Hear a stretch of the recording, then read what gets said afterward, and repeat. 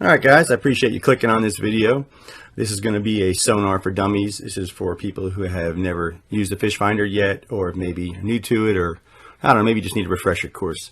A lot of guys asked for this, and I hope this helps you out. So let's get started. I'm going to try to keep it as simple as possible, and I'll add more to these as we go, getting a little more complex each time. So let's start out with the colors we're seeing here. The reason a color Fishfinder is so much better than an old monochrome or a liquid crystal with the grayscale is because we can tell the intensity of our returns. Now, what's a return? A return is anything on the screen. Okay, if you look where all the colors are on this screen, from the top to the bottom, you see yellow at the top, and you see yellow and red at the bottom and blue. Basically, 3/4 to the left of the screen. That's all a history. Okay, that's things we passed over or things that have passed under our transducer, and that's the history. Okay, that's just telling us what we already passed over. Towards the right, you're going to see a gray bar. Okay, you see a 0 here at the top. Between that 0 and the 40 at the bottom, there's a gray bar. It's kind of jagged on the right side, but smooth on the left. That's our A scope. All newer Fishfinders have an A scope you can turn on. It doesn't matter what brand you have. This is a Simrad NSS Evo 3. The Lowrance units have them as well. Turn your A scope on. That's really going to help you learn what's happening here. So you're going to see the yellow at the top. That's our surface. And the reason all those returns are up there is because the surface gets churned up as we're moving. Waves churn it up. Our prop churns it up. Lots of things are floating in the surface. Pine needles, pollen, leaves, whatever. So all that clutter up there is just stuff that's churned up. Just noise on the surface. You could pretty much ignore that. There are settings to remove that, but I wouldn't remove that until you get really good with your Fishfinder, because sometimes bait is very close to the surface and we don't want to lose those. So basically that's what that is. Let's jump to the bottom. Now on the very bottom of the screen, you're going to see a very hard yellow bar. That is our bottom. That's just the bottom of the water right there. That's the bottom of the lake, river, ocean, whatever you see. That's the hard bottom. Now there are different palettes in your Fishfinder. Palette is just an assortment of colors you choose. This is one of my favorite palettes. It's just easier to see for me. It's a Lowrance color. It's one of the older colors, and it's here at the Simrad as well. And if we look at our bottom right away, we see yellow. So that means our hardest returns are going to be yellow. The biggest fish, hard rocks, anything that is large and strong in the water will be yellow. So that tells us if we're looking for fish, we want to see that yellow. We're looking for big fish. That yellow is good, right? And you can see it fade down eventually to white at the bottom. It goes to that reddish orange, then to blue, then to white. So blue is the weakest return and white is no return. So that tells us a lot. As we see our fish in the water, if we see yellow, we know it's a bigger fish probably, or it's just in the center of the cone of the transducer and it's absorbing a lot more energy, so it looks brighter. Again, I'm trying to keep this simple as I can. I hope I'm not, giving you too much info, but let's talk about how sonar works. All right, we have a transducer. It's either mounted on the transom, or it's through the hull, or it's in the hull. This here is a through hull. It doesn't matter. They all work the same basically when you're moving slowly, okay? The way a transducer works is it sends a signal straight down from the transducer. It's facing down, so it's going to send a signal or a ping or a pulse, whatever you want to call it, straight down to the bottom. When it hits the bottom, it's going to bounce up, come right back to the transducer. Anything that interrupted that pulse's travel will show up in your A scope there. The A scope is what's under your transducer right this second. It's now. It's real time. So you'll see different colored dashes in there. The colors, again, tell us the strength of the return. Yellow is the strongest, blue is the weakest, and that reddish orange is in between. So the transducer tells you what's under the boat right now in that A scope. Anything to the left of that A scope is a history. That's stuff we've already passed by. Your transducer, the way it behaves, it shines down like a flashlight would. So if you shine a flashlight and you put your hand right up to it, you'll see a small circle on your hand of light. If you look at that same light on a barn door that's maybe 50 feet away, it's a giant circle, right? Well, your transducer behaves the same way. It shines straight down, it gets wider as it goes. So you may see, like even in this shot here, you see a lot more fish towards the bottom than the top. There might be just as many fish all the way through this water column, but because your transducer is so narrow at the top, it's not going to have as many returns. Not as many fish are going to break the beam because the beam is narrower. So you got to keep that in mind. When you're deeper you are, the wider your cone, the more things you're going to interrupt the pulse or the ping, so the more returns you're going to get. All right, let's talk about the shape of the returns. You're going to see they look like arches. If your fish finder is set up correctly and you're moving 4, 5, 6 miles an hour, you should see arches like this. If you're getting half arches, your transducer may need to be adjusted. So an arch. Why an arch? Well, the hardest return you're going to get from a fish is from their air bladder. Now with these new transducers these days and the new high-tech chirp sonar, we don't need the air bladder like we did. We still mark the fish itself, but the air bladder really helps. It gives you a really sharp return, very high contrast. So it looks like an arch because as we're moving, let's say the fish are still in this situation. Transducer beam or pulse, aiming straight down, it's going up the fish's air bladder and down the other side. So you can see it looks like an arch. And it looks like an arch because we're moving. We're up and down. We're right across the fish and we keep moving. If your returns are very long and wormy, it usually happens and it usually means we're going slow or the fish is just inside the pulse of your transducer for a longer period of time. So if you're sitting still, if we were going 0 miles an hour here, all these would look like worms. Okay, they wouldn't look like arches. So fish look like arches when we're moving and they look like long, thin worms when we're sitting still. Very important to know. Sometimes you can look at it and say, wow, those are huge fish. They may not be. If you're going very slow, chances are it's just getting returned, setting return marks back over and over and over and over again. And it's just sitting under your transducer, absorbing all that energy. And the history makes it look like it's very long because it's just sitting there under your transducer. So those are good things to know. Also, the strength of the return. You'll see some of these returns here. Some of these arches have yellow in them. Okay, if I see a lot of arches with yellow, that's a good sign. It usually means they're bigger fish. In this case, I know this was a lot of bait. I just know because we were netting it, we were catching it. So you see a yellow inside the return, that's a good sign. If you see a lot of arches with yellow, chances are those are bigger fish, stronger returns. Now you're going to see some of these only have the orangish, red, or the blue. It could mean a few things. It could mean they're smaller fish, or it could mean it's near the edge of the cone of your transducer. So it's giving you a weaker signal. They could be, every one of these fish could be the exact same size here. If they're all in the same position on your transducer, they would all be yellow. But they're not all in the same area of the transducer. Some are on the edge, some are on the center. If they're in the center, they're more yellow. If they're on the edge, they're more blue and reddish. I hope that's not too confusing, but that's the way the transducer works. More information you'll see over here to the left. We have our depth. And then below that, we have our temperature. It says 59.0 degrees Fahrenheit. That is the temperature at the water the transducer is sitting in. So that transducer is maybe a foot into the water. That is the surface temperature of the water within a foot of the surface. Right where the transducer is, that's the temperature. It's not the temperature any further down into the water column. Okay. Below that, we have our frequency. That is the frequency our transducer is operating at. I have some other videos on chirp frequencies and swept frequencies and stuff you can look through if you like, but typically the higher the frequency, the narrower the cone. So if it's a 200 frequency, chances are your cone is narrower, and if it's a lower like a 50 or an 83, chances are your cone is wider. If I'm searching for fish on plain or in open water, I generally like a wider cone. Hey guys, thanks for clicking on this one. This is the second video in the series, Sonar for Dummies. All right, let's get started on this one. Each time I add a video to this series, I'm going to add a little more information using more and more complex screenshots as we go. If you have any questions, please put them in the comments. I'll be happy to answer them all. All right, let's get started on this. Right away, we're going to start with some bait. You can see we have 3 clouds of bait here. You can see they are bright yellow. They have all the colors of our palette there, so we can see it's bright yellow in the center. That means it is a very dense school of bait.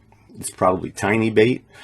It is threadfin shad. I know that. We were netting it and it was very tiny. So when you see a very dense school like this, chances are it's very tiny bait, because a very small bait, they can get super close together and all their air bladders kind of, blend all together as one, and it looks like one solid mass. So that's a good way to determine the size of your bait. If you have a nice thick cloud like that, chances are it's small bait. Okay. Now, if that was close to the bottom, it can be confusing. Sometimes you're not sure if it's a tree or a bush A really great way to tell is you look at the top edge of the bait school. Now if you look at the top edge here, it's very smooth. That usually means it's a school of bait. If it's rough on the top, it can be a tree or a bush, and you'll see it smooth on the top and rough on the bottom. 9 times out of 10, that is a school of bait, so that's what you want to look for. Alright, just below that, we're going to see a bunch of arches here. These are all our fish. These are fish that are just keying on that bait. This would be a great place to fish because the fish that we're marking aren't just hanging out. They are there to feed. They're underneath the bait. You can see right here, they're actually touching the schools of bait. They're right up in there. And you know, also when you see tight schools of bait like this, it usually means there are fish nearby, and these bait schools are really staying tight together. Now if we saw these bait schools all busted up and loose, that's even a better sign. It usually means that the fish are thrashing through and breaking them all up. So you can learn a lot about what's going on just by the condition of your bait schools. Something to really pay attention to, you know. Alright, our arches are really pretty. They're almost perfectly symmetrical. That means our transducer is set up properly. If our transducer is a little crooked, or if it's tilted up or down too much, we'll get half arches, like check marks, you know. So here we have nice full arches, so we know our transducer is nice and level. So we have our bait schools here, we have our arches. Let's look all the way up to the left here. A little bit shallow water, you can see 2 bumps on the bottom. Those are stumps, okay, and we can tell that they are stumps. It's not bait, it is not fish, because there is no separation. You can see it's connected to the bottom. So when you see a hard return like that, 99 out of 100 times it will be a hard piece of structure, a rock, you know, boulder, stump, whatever. And we know it's not bait because, for one, it's connected to the bottom, and for two, you see the top is rough. The top edge is rough. That means it is probably not a bait school. That's not true all the time, but most of the time, if it's nice and smooth on the top, it is a bait school. So we have no separation on the bottom. That tells us it's a stump or a rock. Now, if you look at these arches here close to the bottom, they look like those stumps. The only difference is we do see space between the arch and the bottom. So that tells us it's a fish. Now, even if you're a flounder fisherman, right, and your flounder are laying, or your fluke are laying right on the bottom, I mean, they're touching the bottom, they're squeezed to the bottom as tight as they can get, you'll still see a space there because that air bladder is a little bit off the bottom. And some of the older transducers won't pick it up as well, but today's, you know, new transducers, especially the Airmark Chirp transducers, the technology is so good that it really picks that air bladder up nice. So we can see those arches in the bottom. They do have separation off the bottom, and they are fish. All right, now if you look down here, you're going to see a blue haze at the bottom between 30 feet and 40 feet of water. That blue haze, that is a thermocline, or a section of our thermocline. That is colder water. It is cold water, it is dense water, it is more dense than the water above it.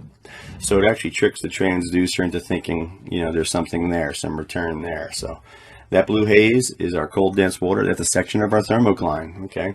It also helps us fishing, because I won't fish in or below a thermocline. There's not much dissolved oxygen down there. Although you can catch fish there and mark fish there, I'm looking for active fish that are happy and they are feeding. So I avoid a thermocline. Just a little side note there. All right, one last thing on this screenshot. You're going to see a second bottom we're marking here in the bottom left corner. If we set our range far enough, you can see we're in 38 feet of water, but the range is set to 60 feet here. That will show our second bottom. Now, if you set the range far enough, you can pretty much always get to a second bottom where you can see some type of second bottom. It's just a quick way to check our bottom density or our hardness. So here our second bottom is very far from our real bottom. So that tells us it's a relatively soft bottom. Clay, mud is not a hard bottom. So if our second bottom was very close, let's say an inch from our real bottom, that would probably mean it's a rocky or very hard bottom. So that's also a nice little tool there, a little something to mess with when you're on the water, and play with your, you know, your settings when you're out there. You won't hurt it, you know, play with your range. A lot of machines today, you can throw them in auto and they do fine. So you could always go back to auto if you're in trouble. But hope you guys dig this one. Like I said in the Sonar for Dummies, I'm going to add more and more each time I put up a screenshot with a little more information each time. If you have any questions or comments, please throw them in the comments below. And please give me a thumbs up. It really helps these videos. do well, and it tells me that you like them, so I'll do more and more. Please subscribe if you haven't. Thanks for watching. Stay safe on the water. Love you guys. Mean it. Hey guys, thanks for clicking on this one. This is the third installment of our Sonar for Dummies series. If you haven't seen the first two, I definitely recommend checking those out. I will put the links to those down here in the description. Definitely go watch the first one if you haven't seen that. It'll make this one a whole lot easier to digest. All right, this is a really cool shot. I love this screenshot. You may have seen me use this one before. It tells a fantastic story all in one shot, and it has some information that will really help you out if you're new to sonar. So let's get started on this one. All right, so you're going to see here a whole lot of different sizes and shapes to these returns. Okay, these are all the exact same size fish, more or less. We were in a creek channel here, and I was netting shad. They were small, in the 3-inch to 5-inch range. We were netting them, so I know the size.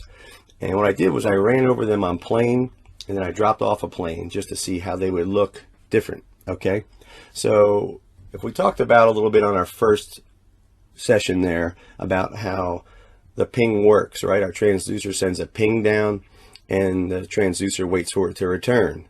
When the ping bounces back up, anything that interrupts that ping will show up as a return, right? So the returns on the left here are little tiny dots. The reason they're little tiny dots is we were running 40 miles an hour. Okay, so we're on plane speed. Because we're going so fast, our transducer is moving so fast. Each little fish, each little shad only had a chance to maybe absorb one ping. For argument's sake, let's say they absorbed one ping, okay? So we're cruising quick, one ping hits it, and it shows up as one little dot. So they all look like little dots. Simple as that, really. If you look towards the bottom here on the left side, you'll see those two little arches down here. Those are probably catfish. Lots of catfish here in this lake. Probably in the 4 to 5 pound range. So you can see how an arch, even a bigger fish, won't really look like an arch at that speed. It still looks more or less like a dot. I call them light bulbs at that speed. Then in the middle, we're slowing down. We're at about 10 miles an hour, 15, dropping off a plane, and you can see those nice beautiful arches, the arches that everyone wants to see, right, when your fish finder looks great. And then to the right, we are at a crawl. We're down to 0.8 of a mile an hour, so our returns look nice and long, okay? They look wormy, right? So let's back over here to the left again, to the left dotted line. You're going to see the transition where we go from those little dots to little tiny arches, then the medium-sized arches moving to the right, and then finally our worms all the way to the right. Okay, and that transition where it goes from dots to arches, we're dropping off a plane. We're going from 40 miles an hour down to 15 to eventually 10, and the arch looks that way in the middle there because we're cruising at about 10 miles an hour. Although the transducer is moving fast, it's not moving lightning fast. So because it's slower, each fish can absorb a little more energy from the transducer, so it's getting hit with more pings. So the pings move up the fish, up the air bladder, and down the other side of the air bladder as the transducer moves over those shad. So we'll have to picture the shad are standing still, our transducer is moving over them, the pings are going up and down the air bladder and gives us a nice arch, going about 10 miles an hour. So for argument's sake, if the left returns we're absorbing one ping, let's say in the middle there we're absorbing maybe 20 pings. Okay, moving to the right, again this is all for argument's sake. To the right of the furthest right dotted line, you see how they look like worms now. They're very flattened out. They're flattened out because they're sitting under the transducer longer. So if the returns all the way to the left are absorbing one ping, for argument's sake, the ones on the right may be absorbing 100. So those returns are just sitting under the transducer longer because we're crawling. We're moving our transducer so much slower that we're hitting each fish with more and more pings. So the history, as the history scrolls from right to left, it shows every ping, right? So if it was pinged 100 times, it's going to look like a long worm. So that's very important to keep that in mind all the time, really. If you're running on plane, if you're anchored, if you're drifting, if you're on trolling speed, how each return can look different. If you're trolling, the arches you're going to see are going to be more like the arches we're looking at in the middle, okay? Anywhere from that, 5 to 10 miles an hour.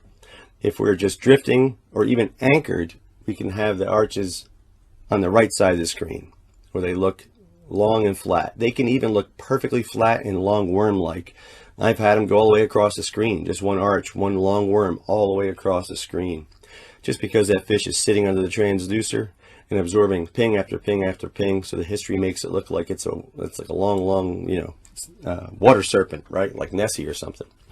But it could be a small fish. In this case, it's a 3 to 5 inch shad, but it can look enormous if it's just sitting under your transducer. All the way to the left, we're running on plane, so we're looking for dots. So, you know, a lot of people ask me, they'll say, you know, I'm running on plane and I just can't see fish when I'm on plane. It's probably because you're looking for arches, and you're really not going to see arches at 40 miles an hour.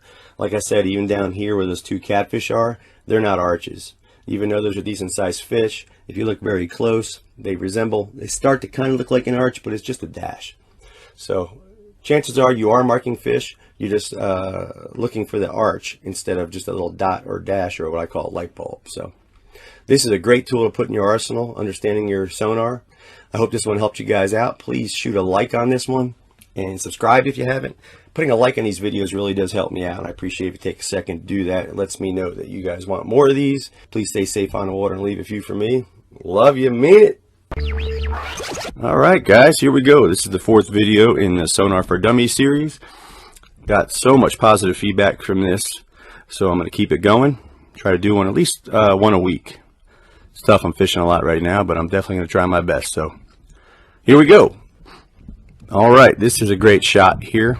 It kind of gives examples of the things that we talked about in the first 3 videos. Right away, you're going to see a giant worm across the screen. Remember, we talked about sending a ping down, and the ping bounces off the bottom, and anything that interrupts the ping shows up as a return. And we spoke about, you know, if you go over the fish really fast, the boat is moving fast, you may only hit the fish with 1 ping, so you only get like 1 little dot on the screen. And when a fish spends a lot of time under the transducer, it can absorb a lot of pings. So the history makes it look like it's a giant fish, but it's not. It's one fish who's just sitting under your transducer, and we're just pinging the heck out of them, you know, over and over again. So you can see this one long worm here. There's several, but this one here, check this one out. Now you could see as the fish is moving around under the boat, like right here, the return here in the history is yellow. So that is our strongest return, right? Because bottom is yellow, which is our strongest return. So we relate that, right? Yellow is our strongest return in this palette. So you can see where it's yellow right here. And then as it's moving to the right here, which is closer to our present time, it weakens in signal. But the fish really has only moved down a few feet. So why is it weak? Well, it probably moved to the left or to the right and is now at the edge of the cone. So when it's at the edge of the cone, it you know, doesn't absorb as much energy, and it shows as a weaker signal. It doesn't mean the fish is any smaller, you know. So when you see a school of fish and the arches can look all different sizes or all different colors, it doesn't mean they're smaller fish. It just means they're probably at the edge of the cone that the transducer is sending down. So the ping is probably just barely getting them. So you can see this fish was definitely moving around down there. So let's talk a little bit more about what we're seeing here. If you look in our A scope, you know, we see our marks here. We got a lot of yellow, and down by the bottom, some of the pink color, you know, they're reddish. That's just all fish that are sitting right under the boat. Now at this time, the boat is doing 0 miles an hour. We have the anchor lock set on our motor guide, so the trolling motor is just sitting the boat perfectly still. And we're over the school of stripers, and we're jigging them up. So if you see all these zigzags up and down, you'll see one here, and then you'll see a lighter one down here to the left in light blue. We had 3 or 4 guys working jigs up and down under the boat. So that's what that is. That's the jigs going up and down. Now make sure you stay till the end of this one, because I have a video, a live video of this exact screenshot happening, and I talk about what is actually happening under the boat. So that's pretty cool. And all right, so let's see here. We got our zigzags going up and down. That's our jig going up and down. And again, back to this one fish here, this one long worm. If you notice, he's right along that zigzag up and down. That fish came up from the bottom. If you look all the way to the left here, that fish was on the bottom, and it came up and it looked at the jig, and it hung with the jig the whole time we were jigging it. Never did bite it, but it was very interested in it. You can see how it stayed right with that jig, and we'll see that in the video as well. Now you'll see down here is a whole school of stripers. They're just very interested in that jig, and you can see how whoever was working that jig, at this point right here, they saw the school of fish on the screen and dropped the jig. So I dropped it probably 10 feet or so, from 20 to 30 feet, to try to get in that school and, you know, talk him into eating. So that's what that is. You can see the jig moving down. Now, if we just went by the A-scope here, man, it would be so hard to determine that's what was happening. But you can see how that history scrolls from right to left. It just paints such a beautiful picture, you know, and shows really what was happening. Also at the top here, you can see this haze, this very thick haze. We were in a mouth of a creek, and we had a lot of rain, and it washed all the pollen and everything down. There was a haze on top of the water. So that's what that is. That's just a thick pollen that was just sitting in the top, you know, 10 or 15 feet of water. So let's go to the live footage here of us on the water. And it was really cool because I was fishing with a buddy, and his wife was with us, and she's actually a really experienced fisherman, but she's more of a largemouth bass fisherman who's, you know, cast and pound the banks a lot. And she didn't have a lot of experience with a fish finder, so I wasn't going to do a fish finder video. We were just jigging, and she happened to ask me some really good questions while we were out there. She said, all right, what am I looking at here? And while I explained what was going on, I realized that I had some really good footage at the end of the day. So I'm going to put this one up here, and I think it's a pretty good one. Pretty strong. So again, if you have any comments, please put them down there. If you want to see a particular screenshot, or if you have specific questions, I'll do my best to answer every single one. If you haven't subscribed, please subscribe and ring the little bell so you get notifications, and shoot a like on this. If you hit the little thumbs up, it really helps me out, and it also lets me know that you want more of these videos. And just a real quick note, man, I can't tell you how much I appreciate that I got so many views on this, and really nobody complained about the title, Sonar for Dummies.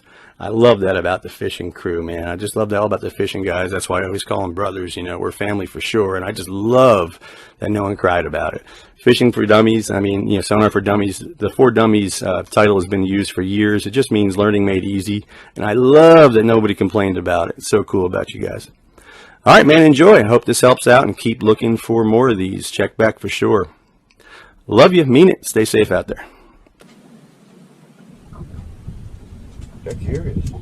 They are coming right up. Look at that. There's, I don't know what it looks like. Should be off to the side too. These two right here just came right up to look at that jig. Someone's jigging up and down, and these two came right up to look at it. There's another one in the mix. That's still be the same one, but basically, you see this section here that's all fluttery? That's directly under us right this second.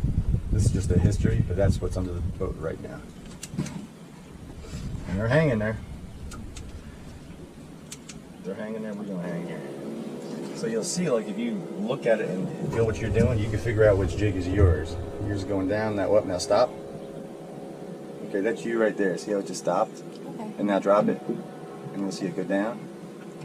So now when the fish comes up, you can figure out if he's looking at yours, or I believe this fish here was just looking at yours the whole time you were jigging it. See him? He's very interested in your bait. This ain't on the map, right? That's hysterical.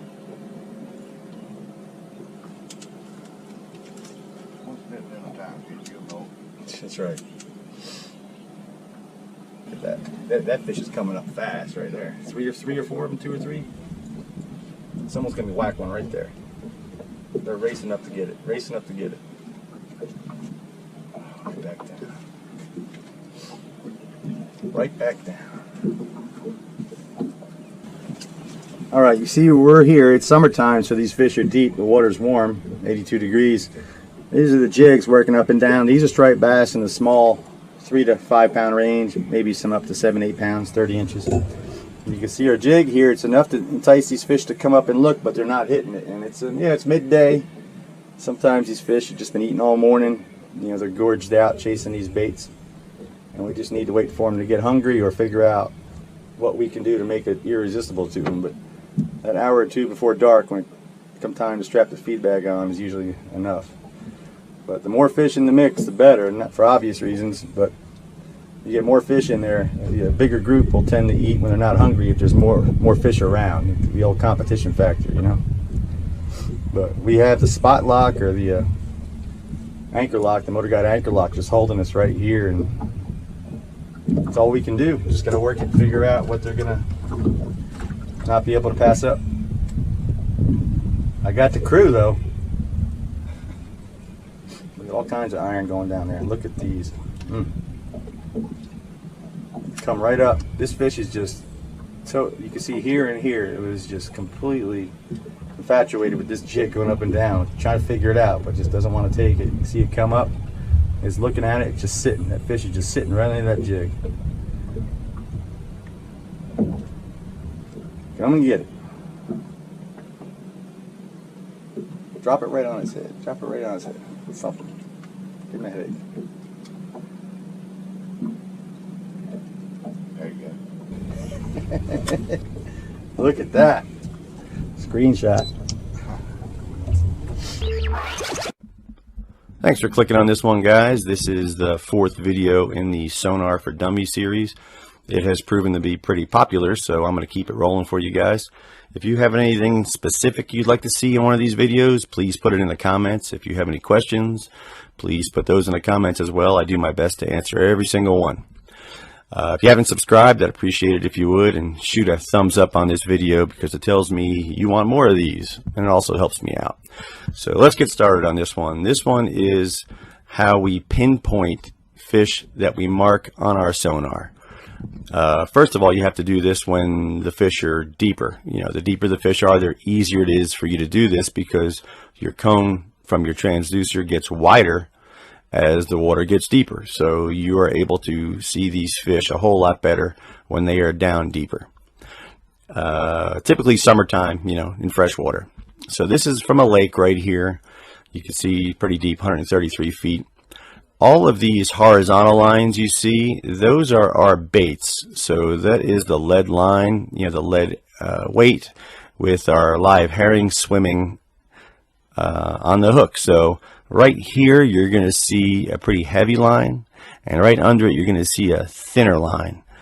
Right there you can see it kind of goes up and down. These little thin blue lines are the herring. That's just the herring swimming along that's on our hook. We have a pretty long leader here, several feet, so the herring can swim around. So the stable lines that you see are the lead weights, and the little faint blue lines that move up and down are our herring. So you can kind of use what you know about that to pinpoint these exact fish that are feeding. So you can see the arches. Arches that zigzag up and down like this are good news. That means these fish are active, they're looking for bait, they're responding to your bait, and we caught quite a few fish this day. So in this video, right after this shot, you're going to see how we pinpoint the exact fish we see on the sonar and work to catch that exact fish.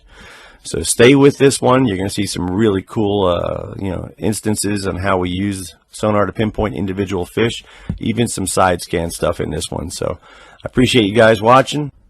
If you haven't seen the first 4 videos in this series, I'll put the links here in the description. I would definitely watch those first because it'll all make more and more sense if you watch them in order.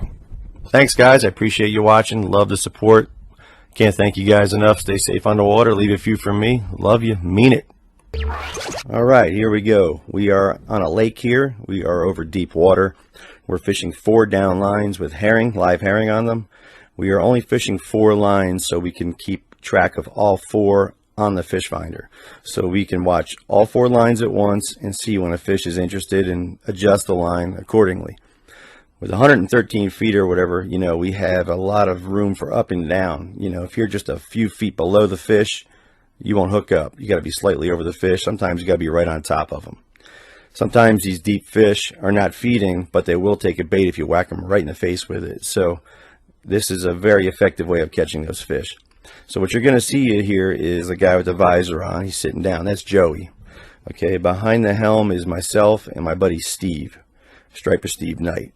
So we're watching the screen. Steve tells Joey to drop his bait. He can see his bait go down to a mark, you know, a nice arch. Fish doesn't look. He tells Joey to drop it again on that arch, and he hooks up. So let's check this out right now as it goes. It's very, very, very good stuff right here, and you can really see how effective your fish finder can be in deep water.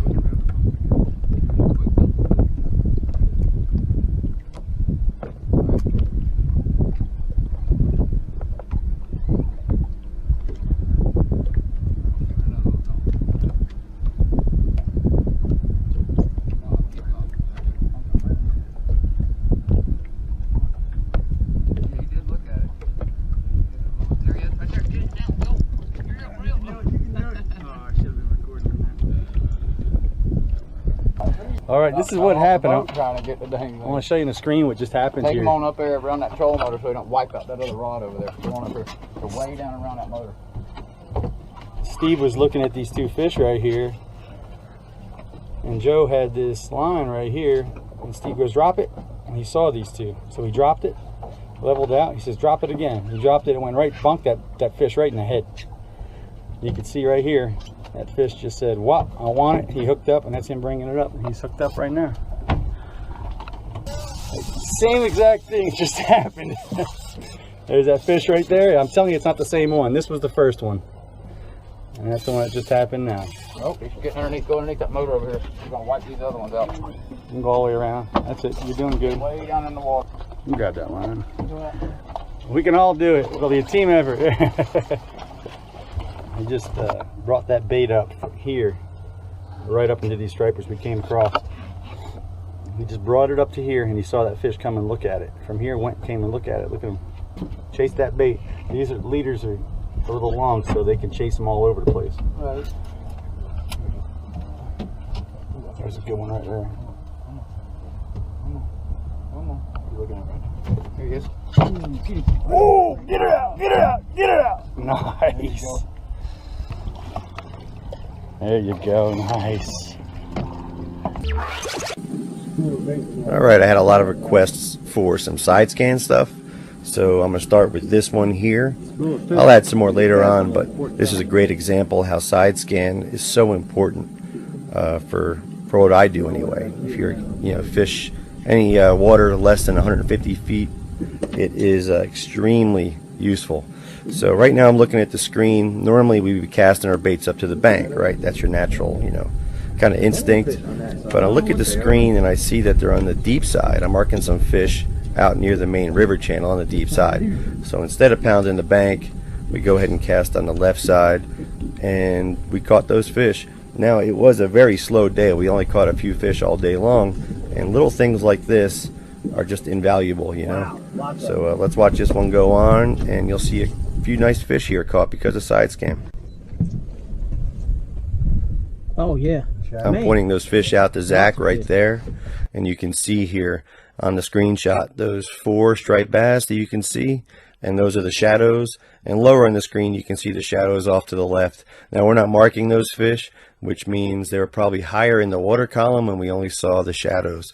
I'm going to add some more side scan videos to this in our Sonar for Dummies to break all this stuff down further, but you can see how just by taking a quick look here, we saw those fish out to the left side, we cast it out there, and we caught fish. Such a great tool.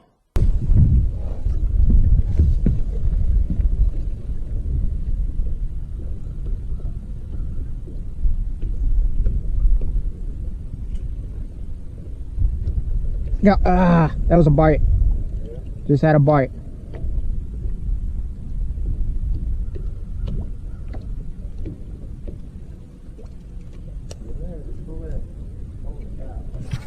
It was probably about 15 or 20 foot out from the boat where that one hit.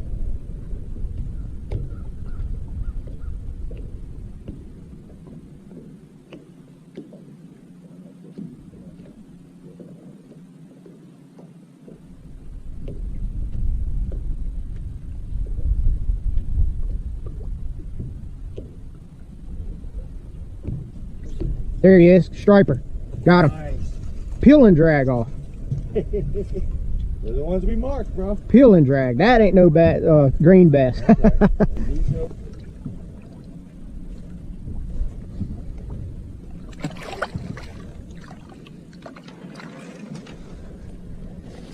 the deep side, the fish haven't moved up yet, I guess. On the bank. It must be just off the end of that point. Look, there they are. Yeah. Got a little side scan, huh? Holy cow, you're not kidding me. This is no 5-pounder, son. Man, he's really cool. He sure as hell is, bro. Hey. I really. He's moving a little too quick. Oh, that's a nice striper, bro. Oh, you gotta love that, dude. You just gotta love it.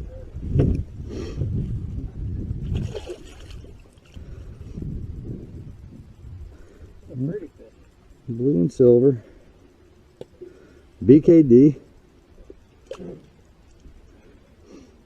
Really good looking fish, man.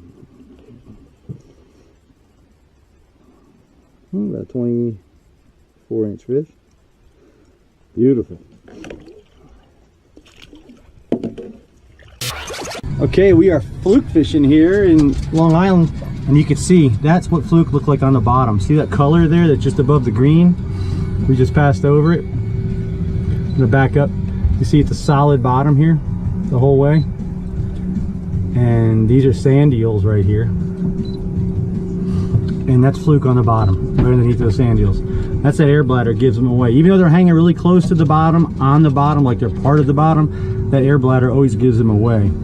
And with this chirp sonar, with this Evo 2, the Simrad Evo 2, man, you're not going to get away. And there you go. He just caught that fish. All right. Oh, that's like he just lost that fluke, and here he is going right down to the bottom. That Simrad is a maniac. Look at this display, Dre. Check this out. That's that fluke going back down to the bottom. Really? Yep. Here's where the fluke was. Yeah. And these two thin lines, that's his jig. Okay, this is the fish coming up to look at the bait. That's the fish coming up to look at the bait. One of these he bit it. I'm gonna say it's that one because that's later. He fought the fish up. See, he fought the fish up. And that's where the fish came off. He shot straight to the bottom like an arrow. Hey guys, thanks for clicking on this one. This is lesson 6 in the Sonar for Dummies series. I'm going to put the links to the first 5 down in the description because it will definitely help if you watch those first. I'm not going to talk for very long. I'm going to get right to the video. I have some really good video here. The most common comment I receive is, where is the fish after it leaves my A-scope? How do I catch that fish? Where exactly is it? In this video, I'm going to tell you everything I know about that and how to find that fish. We have more technology than ever before. And the only time we truly know where that fish is when it's in the A-scope. After that, it's just in the history, and that's a moment in time. It's not a moment in distance. But our technology is fantastic these days, and in this video, I'll show you exactly how to keep an eye on those fish and how to track them as best you can. Thanks for watching, guys. Let's get to it right now. Please subscribe if you haven't, and give it a thumbs up. It really helps me out, guys. Love you. Mean it. That was a school of white bass right there. But if you want to set a waypoint on it, you can just touch it, hit your check mark, waypoint that cursor, and now we have a mark on it. Come over to our chart, and there it is. That's that waypoint right there. So the most common question I get about a fish finder is, after you pass over a fish, they want to know where that fish is, and it's kind of hard to describe. You got to keep in mind that after you mark a fish, anything that's in the history is just a picture of what you passed over. The scroll speed has nothing to do with where those fish are. Imagine if all the fish are on the screen, you take a screenshot, and now that screenshot just moves over to the left and out of your way. That's what your history is. It has nothing to do with where the fish are. It's just a moment in time. So everything that's in the A-scope here is directly under the boat now. Once it's past that A-scope, this is just the history. It's just a picture of what happened. That does not help us at all finding the fish. The quickest way and easiest way to find out exactly where those fish are, look at this, the boat coming in between both of us. The easiest way to find those fish is touch the screen. You just touch the screen here on those marks. That fish is 107, that mark is 112, 117, see it's getting further and further away from us. But now we know where that mark was. Doesn't help a whole lot because that fish is swimming. You know, we don't know where that fish is, but we're using it to find isolated schools. So it's quite difficult to know what happened when the fish leaves the A-scope. We don't know where that fish is. There's really no quick answer for you. All we know is what's in the A-scope right now. Once it leaves us, it's just a picture that's moving away. It's just a still picture that's moving away from us. This may help you here determine where these fish are after you've passed over them. All the Simrads are like this, and I believe most of the late model Lowrances are the same. You just touch on any mark here and it tells you where that mark was. So you can see the number is 175 and it's growing as we're leaving it. So the short answer is, if you want to know where that fish is or where that mark was, just touch it. Tells you where it was. That's the best way. Now the fish obviously could have swam away, and I'm sure it did. But for those of you asking, you know, after the fish passes under the boat, where the heck is it?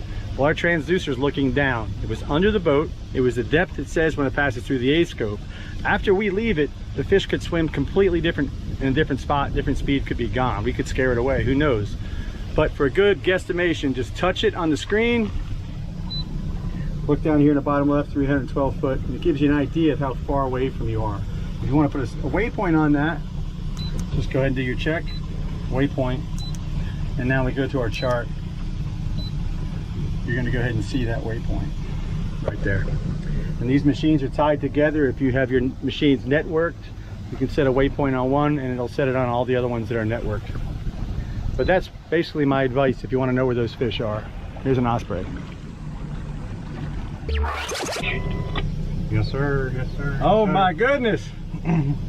Never mind.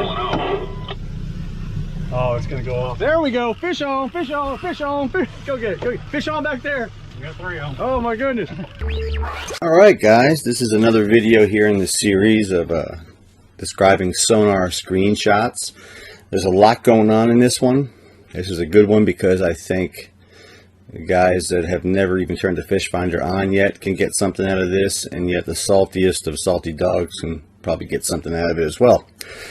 Most of them won't be this complex, but there's a lot of good stuff in this one, so let's get to it. Fish on, fish on, fish on! Right here! Crank, crank, crank, crank, crank!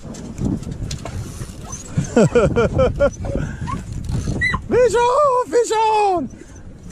Look at the screen. Oh my goodness.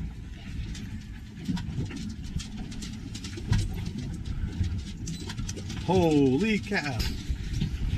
Is that a little better fish? I believe it Seems is. to be. I believe it is. Boys, this is nuts. This is absolute nuts. We got split shots on some, no weight on others. There's a screamer. Tommy, come get it, baby. All right. We got a double.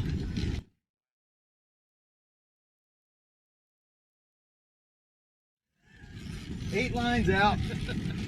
We just had 2 other ones on. One just came off. Tommy had one on a jig. They were breaking in front of us.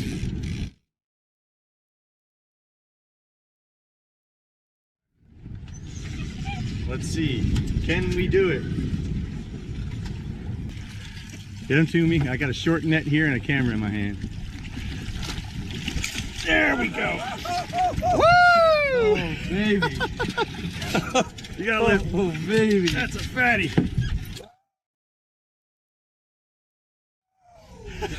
Good job, Joe. Team Old School, thank you Nice. for bringing me out. Look at the screen out here, guys. All right, stick around. Bro, that is a nice eel fish on the Raritan Bay. TOS float. Old Good school, job, baby. Good job, brother. Let's let him go. Right back I gotta down. say, that's one of the prettiest things I've ever seen in my life. Right? Right back down. Going right there. Good job, Let her brother. go, let her grow. Good job.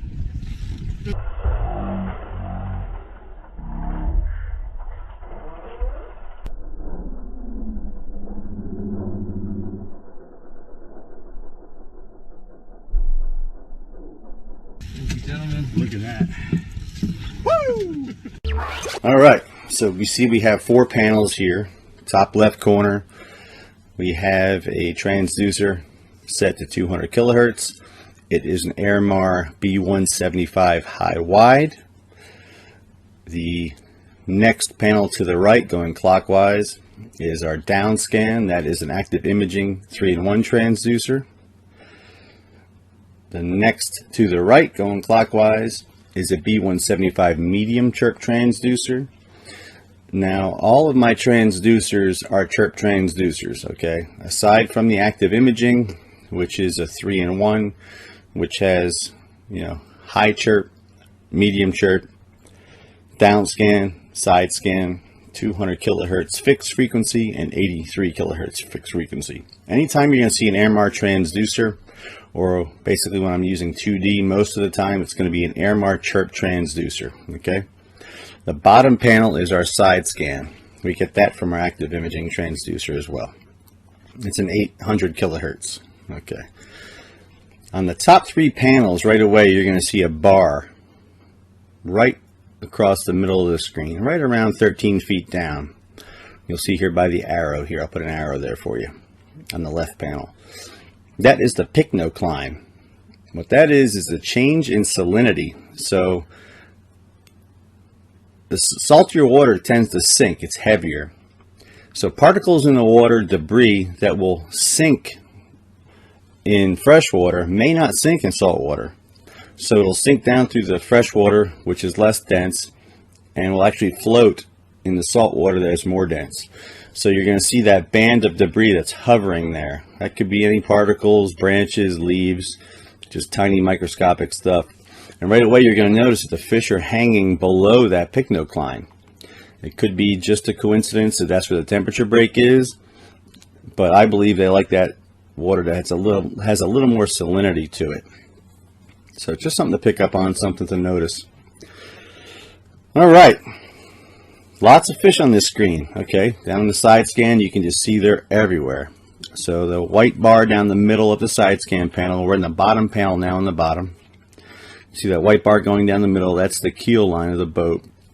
Now with active imaging, one thing that I've seen that I have not seen in any other type of side scan, and I know I sound like a broken record in some of my videos, but I'm just so impressed with it, is that it can show fish that are far from the boat that aren't just on the bottom.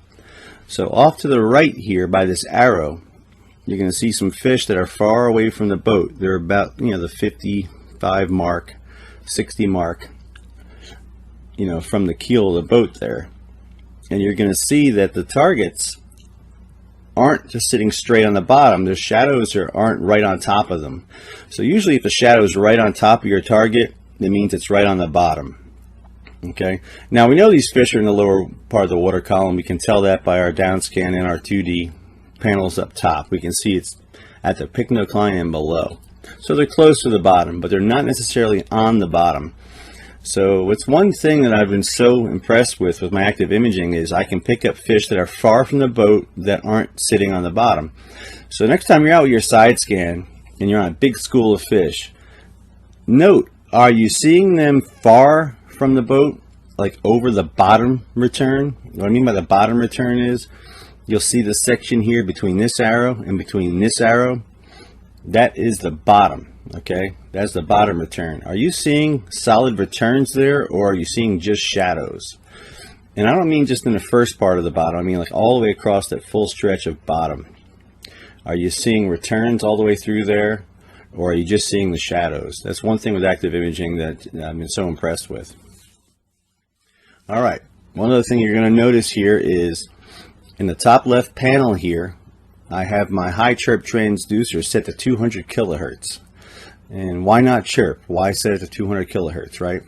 Well, in less than 30 feet of water, I find that my single fixed frequency settings give me a little cleaner image than a chirp setting. So if you look at that same panel, the upper left panel, 200 kilohertz, you can see a stack of striped bass on the bottom. These weren't terribly huge fish. These were in the 8 to 15 pound range. We caught a mess of them, so I'm sure of that. You're going to see the incredible separation, especially like down here, like right on the bottom of all those returns. You're still going to see arches down in there and good separation with some blue in there. Now if you look over to the far right panel where I left my medium chirp transducer set to chirp, you're still seeing all those fish, but if you notice, they don't look as defined. It's a little more of a jumbled mess. The arches aren't quite as defined. We're going 3.7 miles an hour, so we should see arches instead of long worms. And we're still seeing separation on the bottom there. But you can see, if we're counting up those fish, it looks like a whole lot less individual fish than the left side, because we have just a whole lot more separation. Not a whole lot more, but more. It looks like there's more fish. It's just because I personally, the characteristics of my chirp transducers, I've tested lots and lots of them for airmar, and I find that in less than 30 feet of water I get better results with a fixed frequency. I just get a little more separation there. Now I don't want this to be confusing where guys say, oh well, I only fish in 30 feet of water, so I don't need a chirp transducer because I'm always using fixed frequency anyway. No, I don't want that to be misleading. you definitely won't get the same results setting a less expensive transducer to a fixed frequency as you will with a more expensive chirp transducer.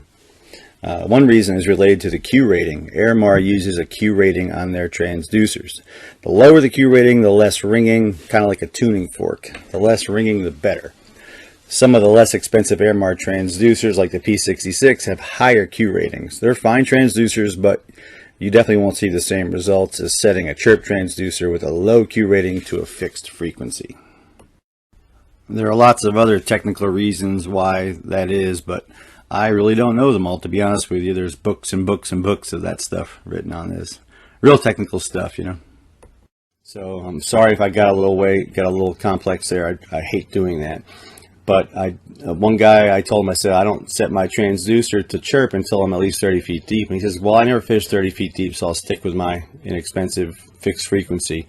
I said, no, you will still see a huge performance increase with a chirp transducer, even if you set it to fixed frequency over an inexpensive transducer with a low Q rating like a $100 transducer. So I hope that makes sense. All right, let's see what else we have going on here.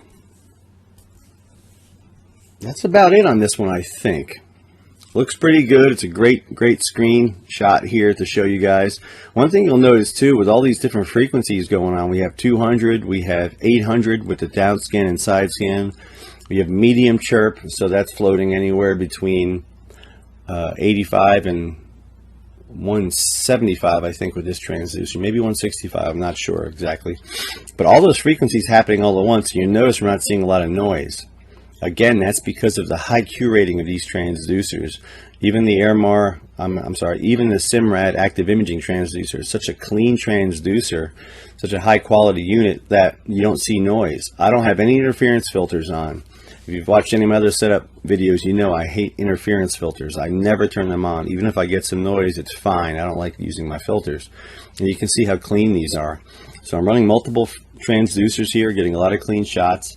And I have to credit that with the quality of the transducers. The active imaging 3-in-1, the 2-in-1, amazing transducers. The best side scan I've seen. And of course the Airmar chirp transducers are just out of this world. So I think that wraps it up for this one.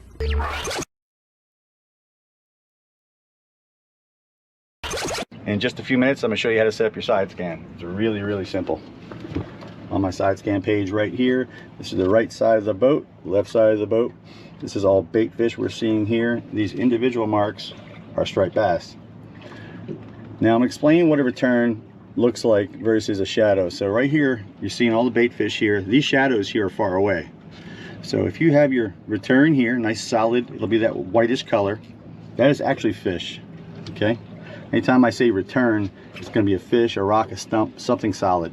So that's your fish. Those are your shadows. See how far apart they are?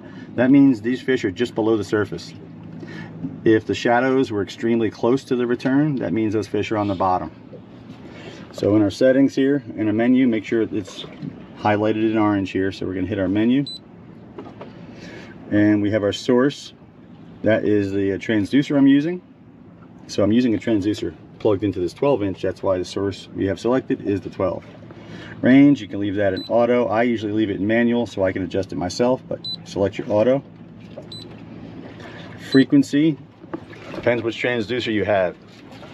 If you have a side scan only transducer, if you have a total scan transducer 3-in-1, you want to leave it in 455 most of the time. If you have a active imaging transducer, leave it in 800. Leave it in 800 for active imaging 3-in-1 transducer. Palette, take your pick, wherever you like. I like this one the best. In here, in our contrast, I have it here to auto -5. I will tweak that just a little bit sometimes because you can see when I go all the way to regular auto, I get kind of white hot bars there. So I will reduce my contrast just till that softens up a little bit. But it's been a long time since I've ever even looked into here. I was kind of surprised to see it -5, to be honest with you.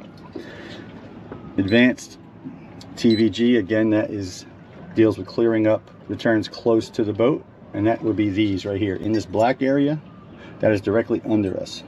So you see as I reduce it, more stuff appears.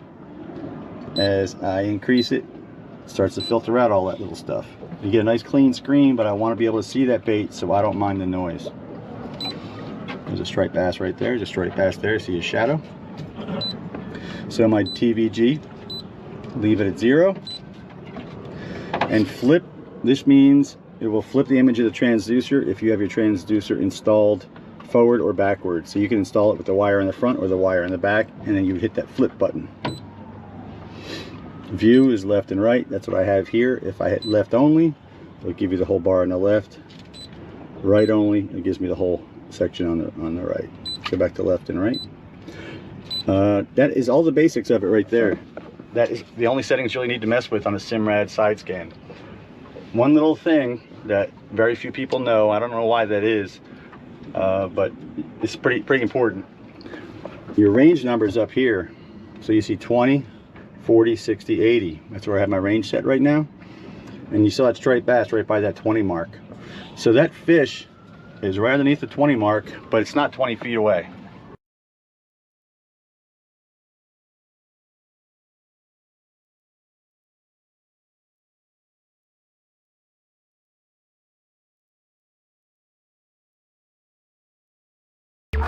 All right, you see these dots right here? That is Dave jigging the spoons. Keep it going, Dave. You see the dots where it says 20 foot? It's almost at the 20 foot mark to the left. But the jig isn't 20 foot to the left, it's straight under us. So Dave, stop now. Just like reel it up and stop it. Okay, you see it stopped, right? No dots now. So it was right about the 18 or 19 foot mark to the left, but it's straight under the boat. All right, drop it down. Okay, he's jigging it again. Okay, and there it is again. You can see his spoon. If you can see that, it's not too bright. So he's working that spoon. Reduce the brightness here a little bit. Okay, good. There's Dave jigging. That's his dots from his spoon that is directly under the boat. It's not 20 foot to the left. Okay, side scan. That's the 10 mark. So 12 foot to the left, you can see that squiggly line. That is Tim's spoon. He's working. So you see him working. 12 foot to the left, 13 foot, maybe almost 15 foot, about 14 foot to the left. But his jig is straight up and down under the boat. So you can see, you can see. There's no angle. There's straight down. I know it's crappy, but it's hard to see. But his line is straight up and down. So 4 foot to the left, 4 foot to the left, yet the mark is right about 14 to 15 foot on here. So you do have to subtract a little bit of the depth to get the true distance, left or right. So, all right, stop, hold it right there, don't bring it down. Okay. And that is it. It is super simple. I was kind of surprised to even see one of my settings. Was it a -5 on contrast, because I really haven't messed with it in a while. Once you get it set up, you don't have to keep messing with it in most cases. You can see how we started moving. The screen looks different. You see when I was just showing you how to do your setup, it looks blurry like that. That's because we were drifting. Once you get the boat moving again, the bottom looks nice and smooth. So if you're drifting and you're seeing these, that's all it is, just because you're drifting. It's really designed to be the clearest when the boat is moving. All those fish. Up in 7 feet of water, man. They're sitting right on top of this hump, Mike. That shows you how valuable side scan is, guys. I see all these fish.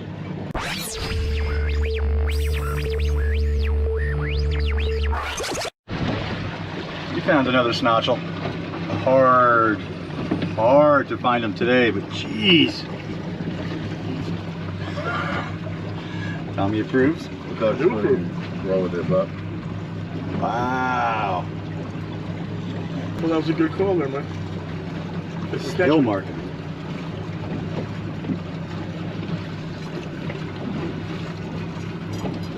time to play the game.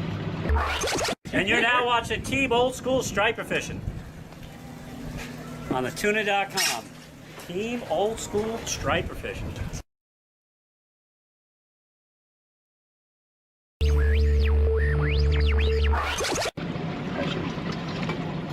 I'm going to show you right now how to set up your fish finder so you see fish like that. I'm going to show you how to do it right now.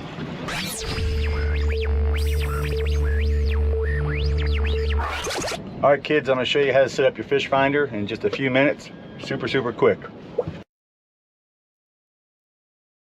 I'm going to go to my sonar page here. That's what we're going to work on first. Or what they call 2D sonar or traditional sonar.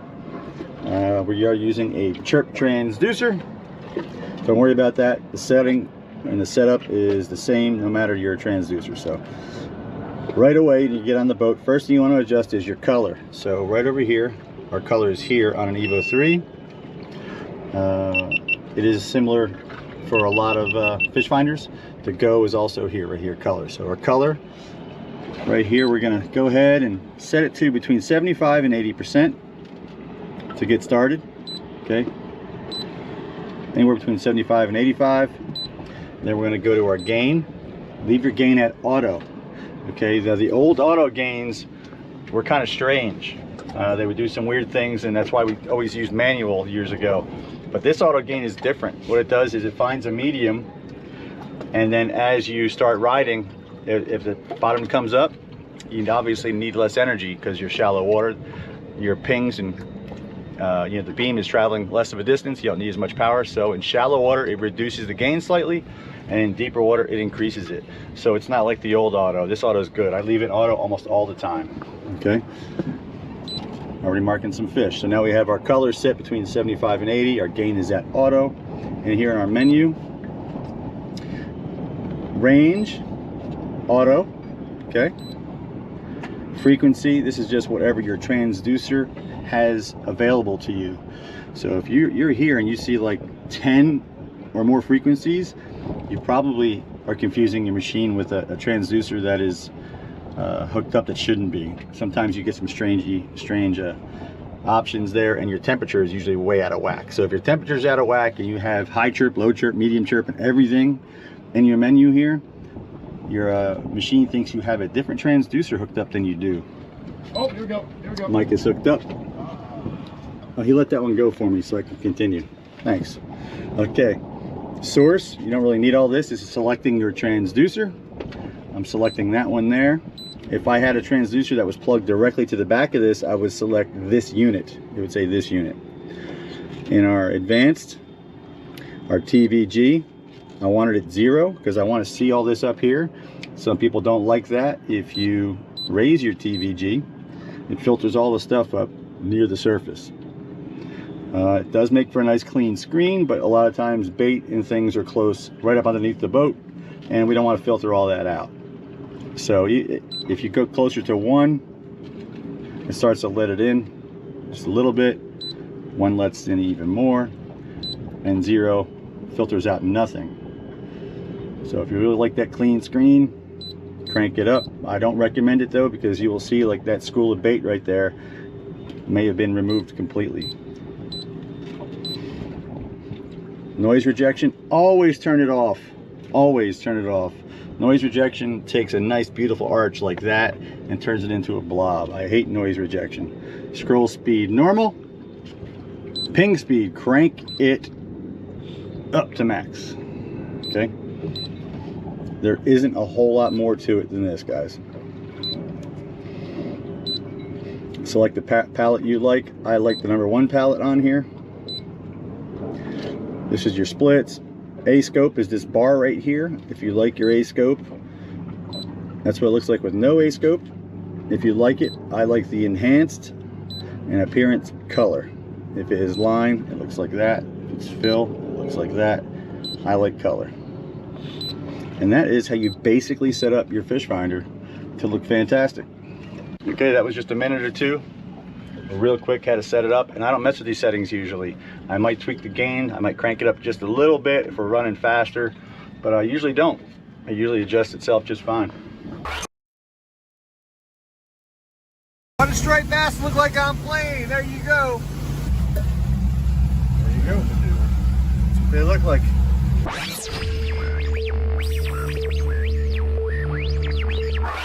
Hey guys, thanks for clicking on this one, and I want to take a few seconds here and show you how I mark fish on plane.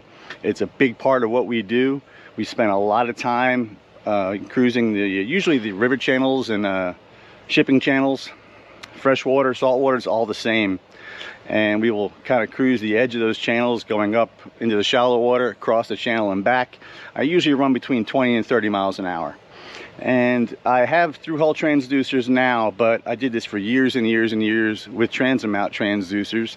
And I actually still have 2 transamount transducers on here that I do use. I have more transducers than the average boat only because I do some testing for Airmar and Simrad, but I still use these transamounts. So I'm going to show you how I set them up.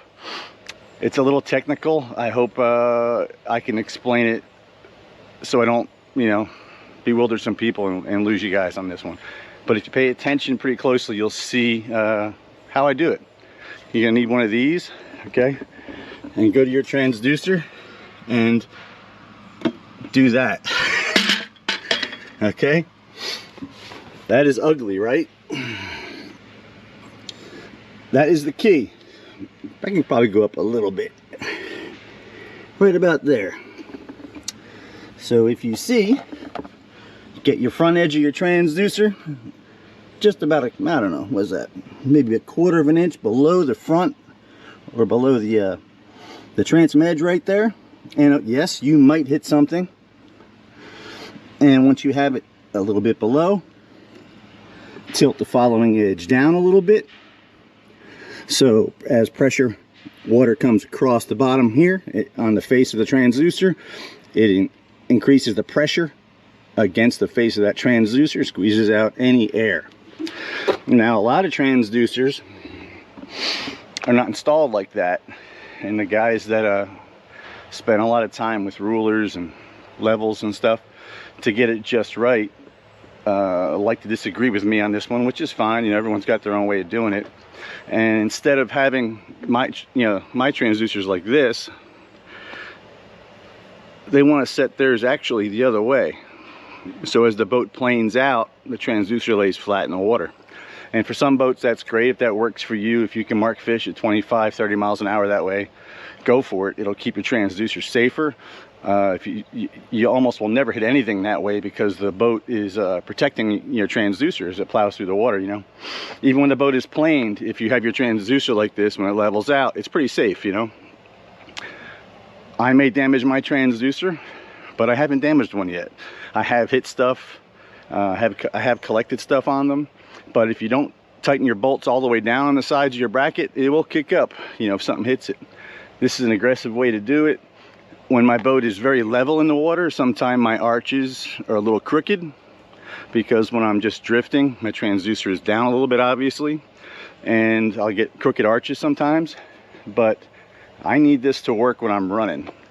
So if you do the traditional way, like a lot of people do, it's great under perfect calm conditions and you can mark fish on plane. But if it's on the left side, on the port side like this, and you make a right-hand turn, it'll come out of the water a little bit. If you're any chop at all, it can come out of the water a little bit. If you push your following edge down like this, especially on a installation like this, where I have it on a lifting strake, there's my other one on a lifting strake there. I have had very good success with this. This is let me see here, this is my 4th Sea Pro, and they've all had these same lifting strakes, and I've had great success with it. So on that side, I have my active imaging transducer. I use this for my side scan. Now, side scan doesn't work as well as regular chirp or traditional sonar does on plane. It works a little better going slower, but I can mark bait schools at 25 miles an hour, even 30 a little bit, I don't really mark stripers with the side scan at that speed, but I do mark bait very well. It just looks cloudy, it's no detail, but I can tell it's bait. All right, over here I got my chirp transducer. This is a 165 high wide by Airmar. It's an extra wide. You can see the front is about 1/4 of an inch. This one might be a little more than 1/4 inch below the bottom of the boat. and the following edge is towed down slightly, the same way as the other transducer. Now this has a kick up bracket. If something does hit it, it will pop the bracket up and save the transducer. But of course, you may hit something and destroy it. I mean, I haven't done it. I don't think you will under normal circumstances, because I haven't done it. So if I haven't destroyed one, I'm pretty sure you guys will be all right. But the chances there, if you whack something going fast enough, you could ruin your transducer. But with so many people asking me how I mark my fish on plane, that is the key right there. Got to keep pressure across the face of that transducer, squeeze out the air, and even with it tilted down like this, it actually helps a little bit because it looks slightly forward. You know, and you could even tow it a little further down than that, you know. Don't be afraid. Like I said, your arches might not be as pretty, but you'll mark fish up to 30 miles an hour. I'll even mark fish a little faster than that, but I like to run right between 20 and 30. If I start getting into some nice areas, I'll slow down a little more. When you look at this footage, it looks like the marks are very close together. These fish were actually spread apart over a long flat area. They look very close together because the boat is moving pretty fast. So the boat is moving quickly and all those arches look tight. When I drop off a plane, you'll see how they're much further apart than they actually appeared at first glance as we're running. I'll come off a plane, you'll see the arches. I kind of turn back around to go through them, and you can see the difference, what they look like when I'm running at 20, 23, 24, and when I drop down to 4 or 5 miles an hour. They turn back into arches. But when we're running, they're more like little dashes. I call them light bulbs now, even though they don't look like light bulbs, but way back in the day when I had the old interphase transducers, they look more like light bulbs. So I just keep calling them light bulbs out of habit, I guess, out of tradition. But thanks again for watching, guys. I really do appreciate your support. You guys are the best. If you have any questions, please put them in the comments. I'll do my best to answer all of them. Please subscribe if you haven't. It really helps me out. A thumbs up really helps too. Even a thumbs down, that's cool. If you didn't like the video, you can do one of those. Stay safe on the water. Leave a few for me. Love you. Mean it. What does striped bass look like on plane? There you go. I'm gonna go ahead and show you. Ready? 24 miles an hour, 25.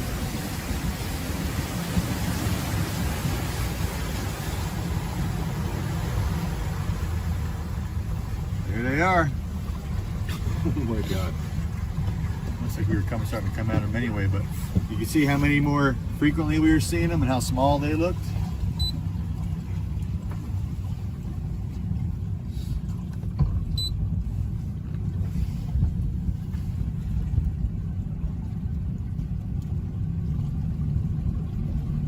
Go.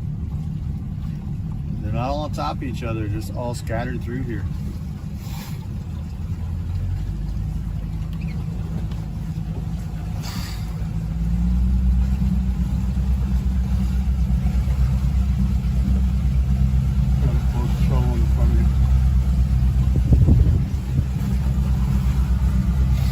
A lot of trollers, man. There you go. That's what they look like. So if you're running on plane and you're still looking for arches like that, you won't really see them. You got to slow down to see them like that. So going wide open, they look different. All right, you guys want to know what fish look like at speed? We were running about 20, 30 miles an hour, and we saw nothing here, and we came across light bulbs. That's what I call that's what a school of striped bass look like at about 30 miles an hour. So I dropped off a plane, and now you can see what they look like. That's what they look like right there. Look at that, guys. Drop them down. Oh my goodness. Hey guys, thanks for clicking on this one. I want to thank Buck Rocker for coming up with this idea. I think it's a great idea for a simple video. I think this will help a lot of people out. A big question is, what frequency should I use when I'm fishing? You know, Fishfinders today have a whole range of options now. Frequencies, high chirp, medium chirp, low chirp, and everything else in between, not like it used to be, you know. So there's a lot of confusion, and I understand. I mean, if you talk to a dealer or, you know, online, it's very hard to find exactly what people recommend. There's just not a whole lot out there. So everything that I've learned over the years, being a tester for Simrad and Airmar, I've learned a few things. Striper fishing, mainly. Now, when I striper fish, I don't go very deep. So if you're, you know, a guy who fishes like for swordfish, 1,000 feet, 2,000 feet, stuff like that, this may not help you, but it might. It might, because I'm going to keep it real simple and very basic. This is an old chart I had. I did doing a chirp sonar video. It's kind of beat up and stuff, but I think it'd be good for this one. I'm going to keep it as short as possible. Most out-of-the-box transducers, like 3-in-1s, or anything where you have everything built into one transducer, you're going to have the options of a high chirp or 200 kilohertz, a medium chirp or 83. Some of the older ones will have a 200 or a 50. Now, whenever I say high, medium, or low, high means high chirp, medium and low chirp, of course, but the high chirp usually floats around 200 kilohertz, depending on what model transducer. There's all kinds of different models and configurations, but this is probably going to be right for 99% of you guys out there. So the high frequency range will be, right around 200. With a chirp transducer, it's probably going to be like 150 to 250, something like that. Medium is going to be right around 83 kilohertz. But of course, it's going to go lower and higher if it's chirp. Low will be around 50 kilohertz, but it's going to be lower and higher if it's chirp. So I have a little band up here I can put on here to show you the chirp frequencies as well. But let's start with single. Most people are going to use single, right? That's what most inexpensive transducers have. So 200 kilohertz is in the high zone right there. For most fishing, that's going to be great. The advantages to high is it's a very narrow cone usually. Now, because these frequencies are coupled with a cone, it doesn't mean that this frequency makes this cone. It just usually means that that's the way they're built. That's just a characteristic of the transducer. A 200 kilohertz high range transducer usually has a narrow cone. It doesn't mean that this frequency makes it a narrow cone. It just means they both exist together, okay? So with high or 200 kilohertz, you're going to have more of a narrow cone usually. This means you have very good detail on the bottom. It picks up every little bump. But you have a very narrow cone, so you're not going to find suspended fish as easily. Because the closer to the surface, the closer to the cone or the transducer, it gets very narrow up here, and it's hard to mark those fish, especially if you're sitting still and moving slowly. Moving to medium, it's usually a wider cone, right around the 83 kilohertz area, which is very good for running on plane looking for suspended fish, because you have that wider cone, you can catch those targets easy, but you're going to lose some detail on the bottom. These are good for shallower areas in the high. The medium is good for slightly deeper, and the lower are good for the deepest waters you're going to fish. So moving from 83 in the medium area to our low area in the 50 kilohertz usually means a very wide cone. Now, a very wide cone is excellent for marking suspended fish, especially if you're running and scouting. Detail on the bottom is pretty bad though. It's kind of hard to decipher that detail when it's covering such a large area. So you may go over a hump and drop off, and it may show it almost flat sometimes. But you're going to see all kinds of suspended fish because you're looking at such a big area. Now, the biggest mistake I see, and I'm telling you, I dealt with some commercial tuna fishermen who are the top of their game, and they got this one wrong, and it's very common.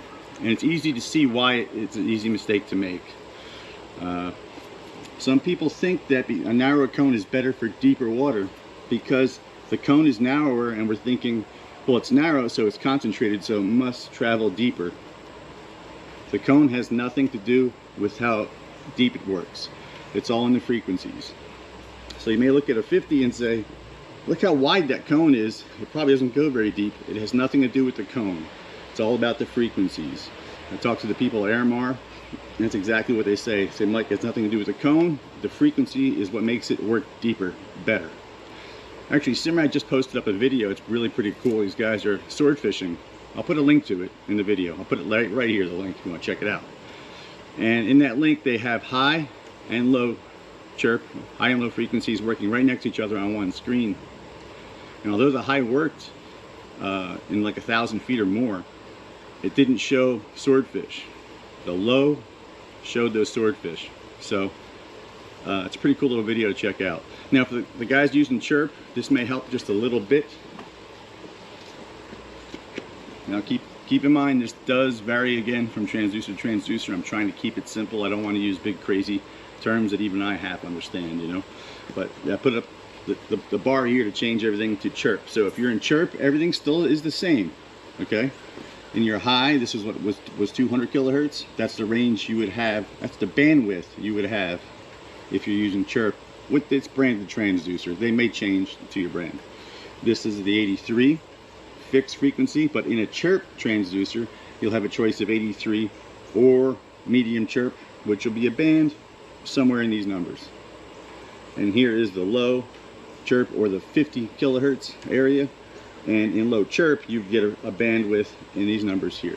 So the biggest difference between chirp and fixed frequency is you get a band of frequencies, a bandwidth, versus one particular frequency in 50. In medium, you get a bandwidth here, medium chirp. If it was a fixed frequency of 83, you'd get just 83.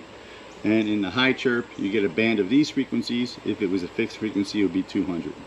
So if you get like a high chirp transducer, and it's high chirp only, you'll get a choice of high chirp or 200.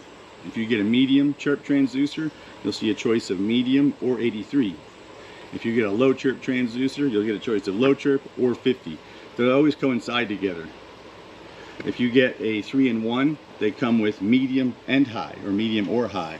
So you'll have medium or high chirp and a choice of 83 kilohertz or 200.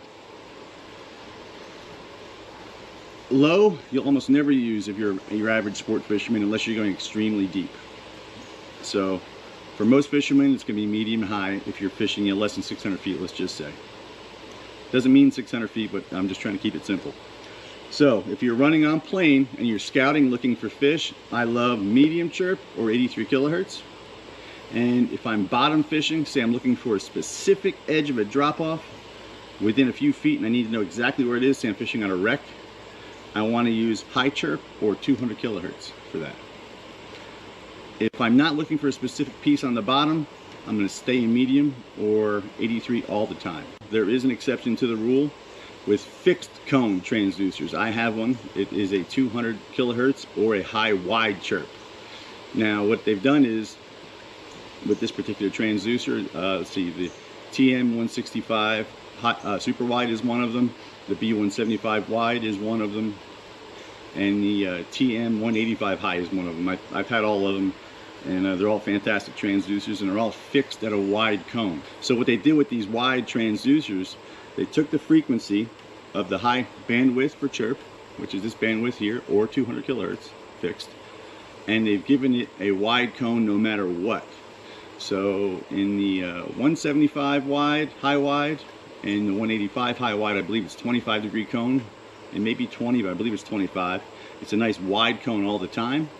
And I believe the 165 is a 29 degree cone, but I'm not sure exactly. I'll put everything in the description there, and I'll put, you know, all the links to all these if you guys want to check them out. All I know is the 165 is definitely wider than the regular high wides.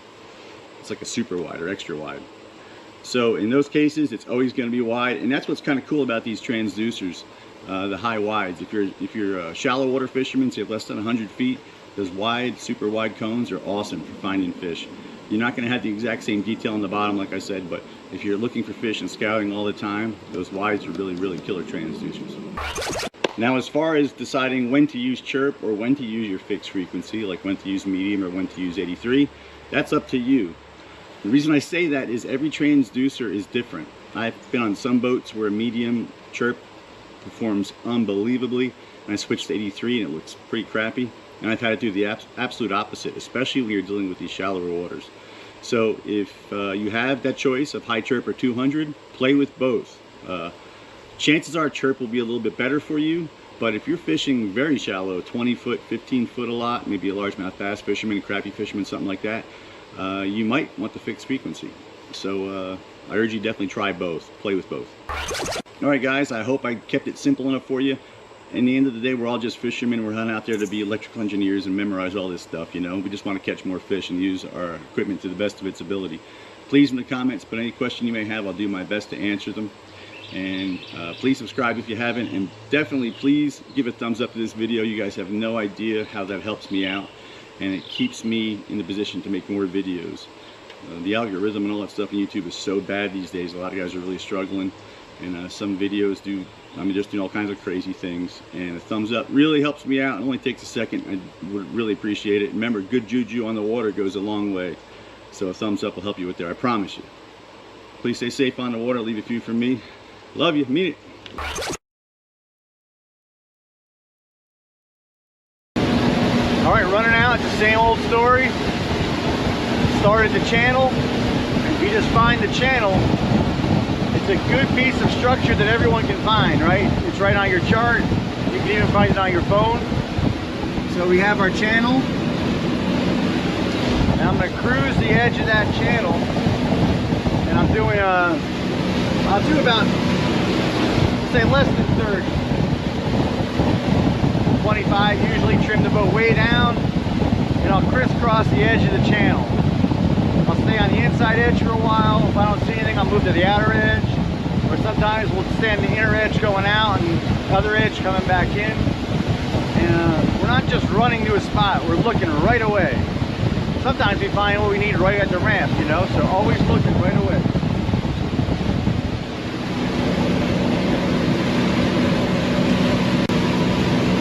So we're seeing some broken up bait. Those are stripers right there. We're seeing some bait up here and some stripers right there.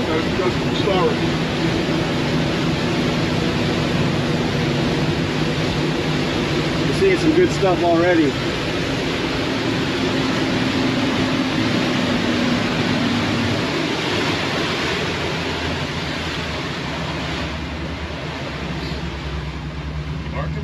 Yeah, Lots of bait, or lots of bait. Some stripers first, and we get some bunker up top. Yeah, big school's a bunker. Man, look at this.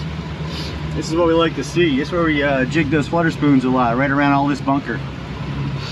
We're seeing some stripers here, seeing the shadows, see the returns right there. They don't look like giant fish, but those are stripers. All right, here we go. All right, grab your spoons, guys. There they are. Tons of fish, lots of fish. Lots of good marks here. Let's try to get at least one spoon down so we can get them close hanging around by us. Yeah, so we can keep them by us. Look at the screen, guys. hey, listen. Look at that screen. Tell me you want in here. Wow, that is full. Oh no. Somebody catch a fish. Oh yeah. I think I'm stuck. Yeah, you're stuck. Back up. Stuck on you. This fish is Stuck on going a everywhere. striper. Just look at the size of this horse. Old school vertical. So how long we been out here? How long we been out here? That's 37 seconds. Stop the boat 30 seconds. No, no. Hate to brag, but we will brag. That's crazy, guys. Look at the size of this horse, Cap. Look at Don't go past Cap, look at him. It's a beauty, man. Fish is Don't go past the okay. we'll call it the oh heck point, right? Look at this horse. Where's your drag to? Yours is at the yeah, right on the, where it kind of wants to stop, right there. That is a horse, son. That fish has got shoulders. This is old school at its best. Thank you, Captain Mike. Thank you, bro. Vietnam veteran, you kidding me? I think this fish is as old as me. You're welcome on this boat before I'm welcome on this Look boat. at it, look at him, look at him. Look at him, look at him. And what color spoon is that? It's the copper, the brand new copper. It is a brand Captain new Mike's special order. Team Old School pattern. Yes, it is. People at Nichols are awesome, man. They made these patterns for us. Want to do an all copper spoon. First time we put one down, honestly, right? First time we put one down? Yes, sir. I haven't tried one yet. It's only the second time Over out. this horse. That's a toad, man. That's a toad. Here, record this for me real quick. Don't drop it. Just stay on me. It's a good fish, man. Just keep the line tight. Keep pulling. Sir. Don't let it go slack. Pull, Yes, pull, sir, pull, yes, sir, pull. yes, sir, yes, sir. Ready, cameraman? Oh! Oh yeah. That is a beaut on the copper.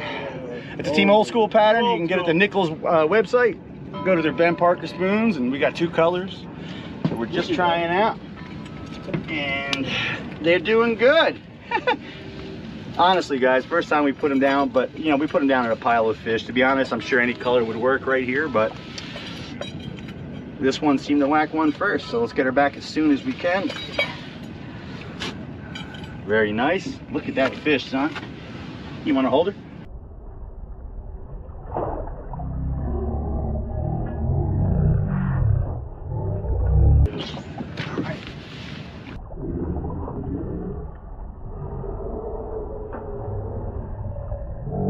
Is a nice fish. Yay. Come close with that. Come here.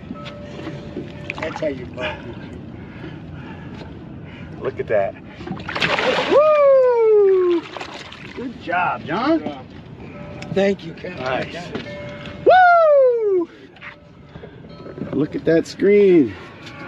That's it.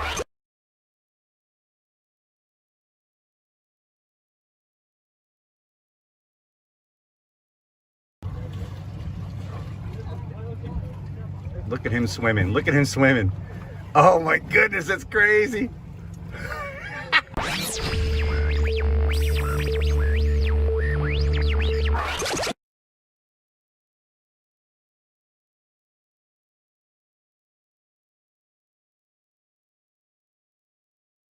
They're hanging right there, Mike, if you could throw. They haven't moved. I should have recorded him throwing that. Okay, there's the net. Look at this. Look at this. The net got him. I've never seen anything like that in my life. You got him, dude. For the first time, I gotta tell you, in many, many years,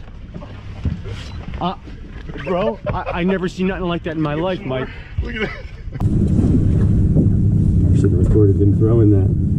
Okay, there's the net. Look at this. Look at this. The net got him. I should have recorded him throwing that. Okay, there's the net. Look at this. Look at this. The net got him. I've never seen anything like that in my life. This is the first time I've used this thing, and this is the sickest thing I've ever seen in my life. How clear was it on there?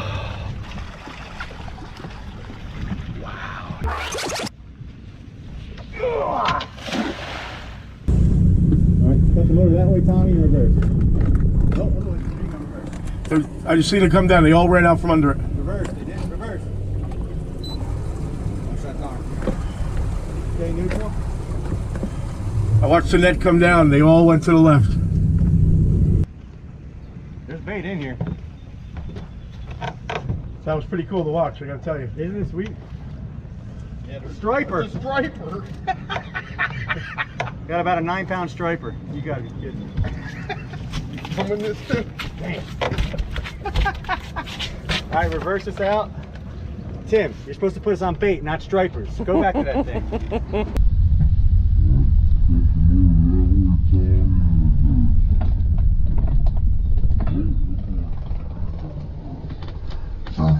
I seen it come down, they all went out from under it.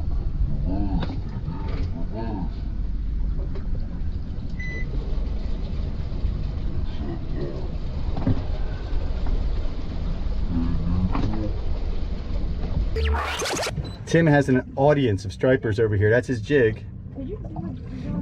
Time to become a fisherman, Tim. Figure it out. Following it down. Okay, don't sweep it so far up. Just sweep it half that size. Drop it and let it just sit there. Don't do anything. Man, it looks like he was eating it. You hold it dead still. You feel a tap, pull. They're all looking at it. Once we get a display up front, we'll put the display up there where he can watch it himself. He's got a whole group of them now, an entire school around your jig. They just followed it right up. Look at them all.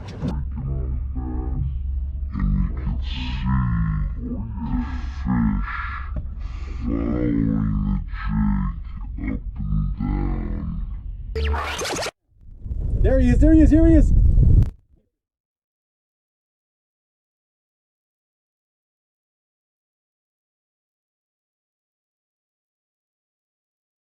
Look at this, there he is. Dude, you can even see the line on there. See I can see the spoon and I can see the fish. And see the other stripers? This was, hey guys, this is proof. This is what I've been saying the whole time. 1, 2, 3, 4, 5. Drop your lines down, Mike. Remember I was telling you guys? Now the rain's dropped out. I was saying. Good job, Tim. Thank you very much. Little male. It was very fun. Right down. If it's a hard throw, go for it, brother. Whip nice and hard. Go get him. Come here, Eric. Come here, come here, come here. Come here, come here. Net going down. They just swam out from under it. They just swam out from under it. How crazy is that? Bring it in, it's empty. Wow! That was really good what just happened, because a lot of you guys, maybe in freshwater, who've never seen these bunker like this, how fast they are. You can see the net go down and the bait just says no, and just swims out from under it. And this net is almost 1.7 pounds per foot. It's a heavy, heavy net. It's 10-foot net. And those bait, they just swam just fast enough to get out. They could go faster than that. 15 feet away. When it's inside 10, you go ahead and rip it. Okay, hold on, it's closed. It's up against those pilings. You can see these pilings. Hard throw. Good and hard. Violent. Pops off. Will it pop off? Pops off. Will it pop off? Net just missed him. Pull it in. Oh, you got a couple. You got a couple. I know. Okay, luckily it came off. My call. I think you got a couple. Yeah, there's a few in there. Yep. Dude, how crazy is that? All the way for him, so it's laying down. So the wind's laying down. That time I saw it go down, the bait swam out, but a couple of them got caught. We could see those baits kind of swim up and do this as the school moved. So I knew he had a few in there. So we'll see if we can position him even better this time. Look at that. All right, really good hard. Be violent with it, Mike. Be violent. Nice. Look here, Eric. There it goes, there it goes, there it goes. You got him! Nice. Look here, Eric. There it goes, there it goes, there it goes. You got him! Uh-oh. Oh boy. Uh-oh. It's loaded, bro. Look at that. Look at that net. We got enough. Do we need to rail dump some of that? Potentially, probably. Okay. Jeremy, run back here. Can you help us? Yeah, buddy. We're definitely going to dump some of this.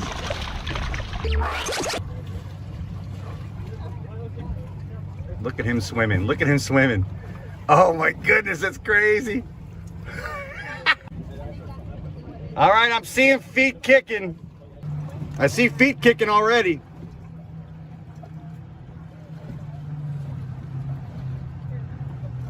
Look at that. See the bubbles coming up behind him? The guy going right behind him? Oh, there he is. Look at him kicking through. All right, Michael, we're going to check out this new active target. I want you to swim underneath it. You guys have been swimming a little bit already. Get as deep as you can right under it, and we'll just see what you look like. All right. Let's do it.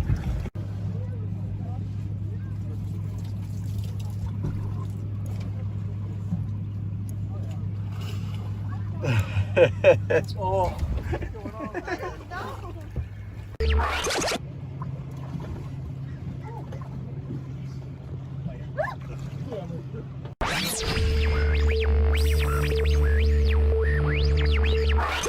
Wow.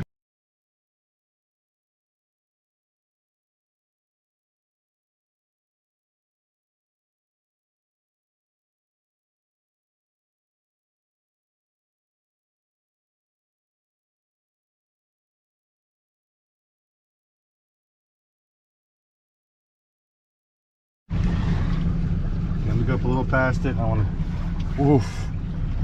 Those were big. Now we're seeing them on below the boat.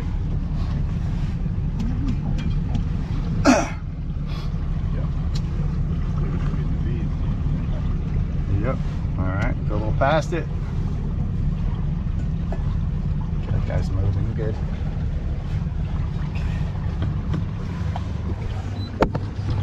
Okay. I don't want to step in front of this guy. Hold on. Stand by.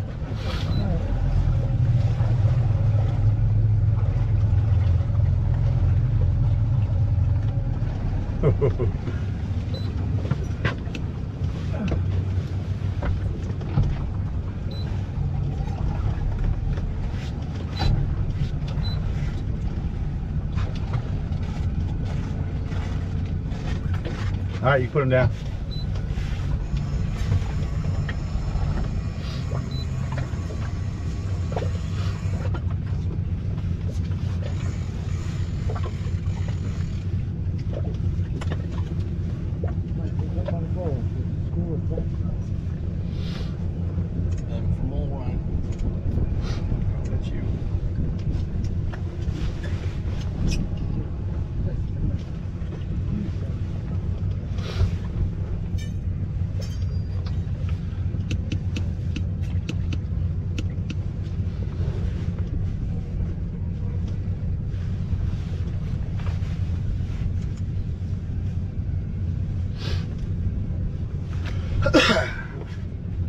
Alright, fish is looking at somebody's spoon right here.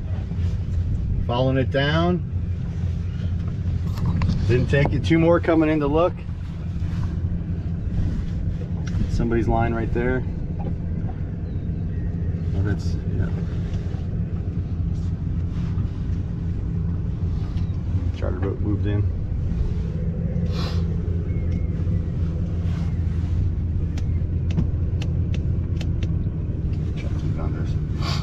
There's somebody's spoon moving up.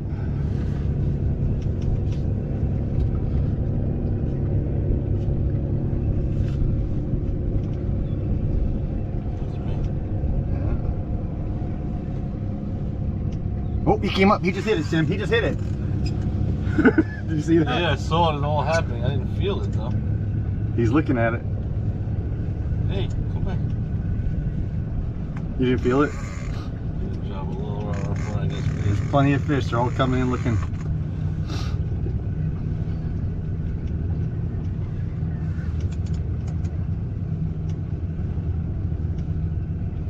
You see how you're stopping that spoon at the bottom? Yeah. Don't ever stop it.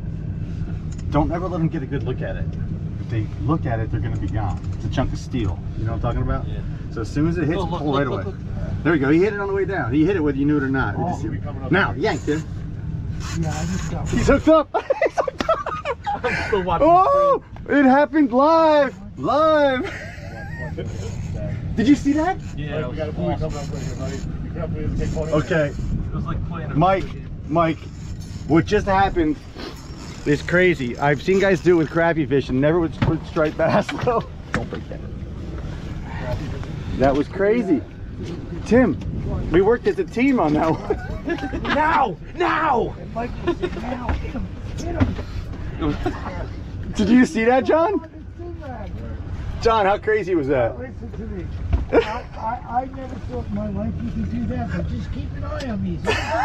I will. I'll take a little bit of that. Tim goes, I don't feel him. Just yank.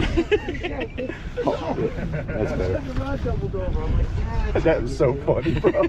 I was watching that, not my pole, and it was like playing a video game.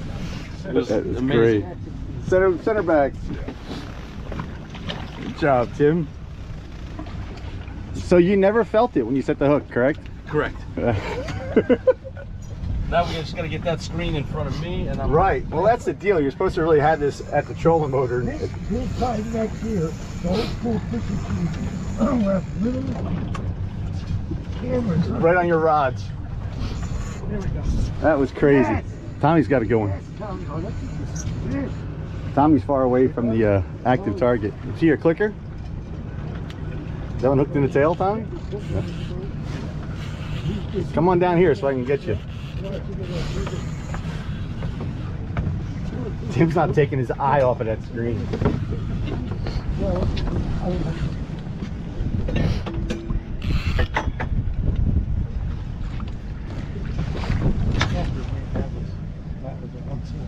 That was crazy. Whacked a 9-inch chrome spoon. Yeah. Mike, come grab this for him. Or you can grab it, Tommy. Look at those. Those marks.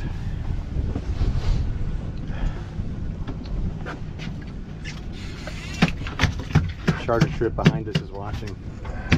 Bated breath. Oh, that was the worst thing in my life. What's that? I got hit on a spinning rod and told me to See it double up.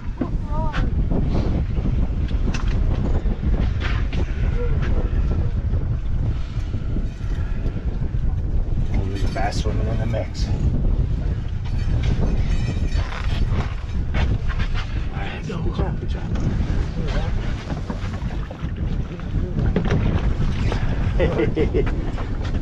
So there it goes right down to the bottom. Good job. Saw that right, Tim? Yeah. See the fish swim right down? You're not taking your eyes off it a second. Let's see where I'm at here. Alright, so a quick recap what just happened. Just put the active target down. Just to play with it a little bit, you know, see what's going on down there. And I turned it back. Transducer's over here on the trolling motor. Okay, and you can kind of see I have it turned back kind of towards Mike. So the beam is headed this way out in the front. So the forward, I have it set to forward and it's set looking this way. So everyone's spoon is kind of in the beam. And Tim had, you can see we're getting a little deeper here, but Tim's spoon was going up and down and we can clearly see the fish looking at it, kind of following it. Wouldn't touch it, wouldn't touch it. It looked like the fish hit it, but Tim didn't feel it the first time. So it came back around. As soon as it looked on the screen that the fish had it in its mouth, Tim still didn't feel it. We both saw it said hook, and he said he yanked and the fish was there, but he never felt it. Nope. If he didn't see that fish pick it up. It's kind of crazy. I've seen guys do that crappie fishing, but to not actually feel the fish and only go by the machine, that's a little nuts, man. We call it pre-fishing. It's a little knucklehead fishing. That's crazy, bro. Like playing a video game. It's like you almost need an alert that pops up that says, set the hook, set the hook. Now.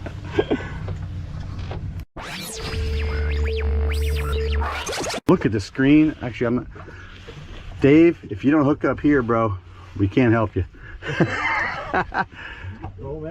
Yeah, horse them a little bit, Tim, because there's obstruction right down there. Keep the rod bent. Oh, they're thick down there. They're thick. No, that was good. They're thick. They're thick. You don't have to move. Good catch, Tim.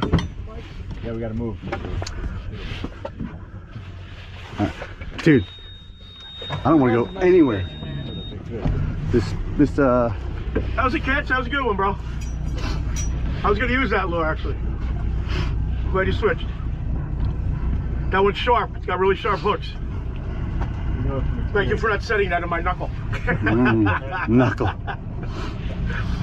Dude, nothing can go through your knuckles, bro. Tommy's got a good one on. Look at the active target. This fish are just swimming their tails off down there.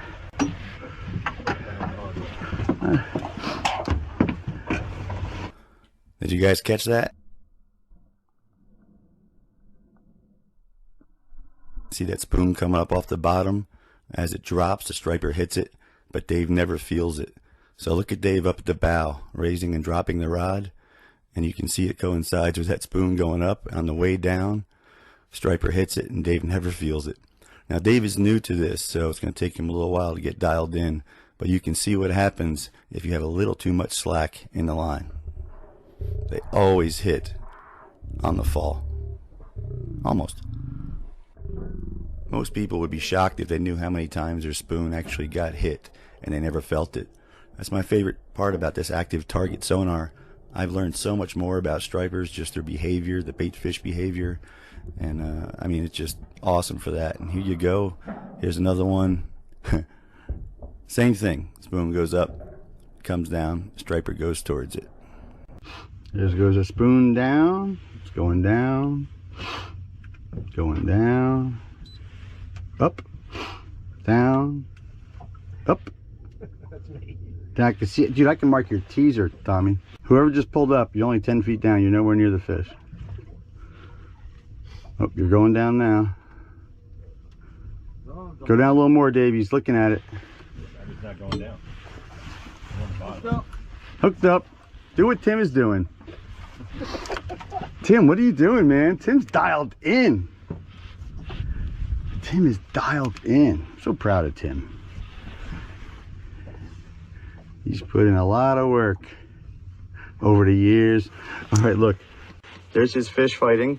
You can see the braid, where the braid goes to fluorocarbon. No way. I swear to God. So his fish is in there. And you can see when the, I'm not kidding, when the braid goes from braid to fluorocarbon. I don't see it now though. Are you away from the beam? Okay. turn the beam a little bit. There's his fish fighting. I don't see the line now. Not coming up. He's a fighter, huh? Yeah, sort of both. There he is right there. Lots of fish right under your feet, Dave.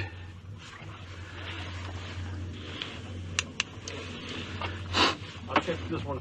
There he is. I don't see the line now. Look at the spoon. I see the spoon in his mouth. He's coming up, coming up. There's 5 fish following Tim's. 1, 2, 3, 4. At least 4 following Tim's. Coming up, they're following it. Oh, yeah. You see him? I do. Yep. Is there a lot with him? All right. See if I can see Dave's spoon. Let's set the range and all that.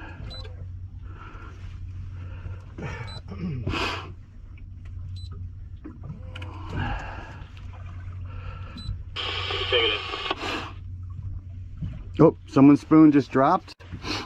I saw a spoon go down.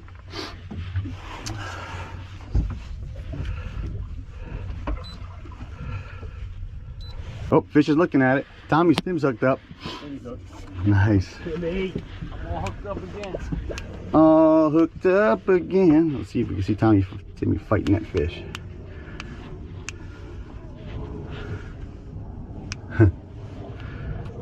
Yep, there he is, fighting that fish right at the surface. Is there a lot with him? I can see there's lots of fish swimming with him. Dave, like swing around and get a little close to him. Poach one off him. This guy's the group leader. El Guapo. El Guapo. I'm still here, El Guapo. Would you say I have a plethora?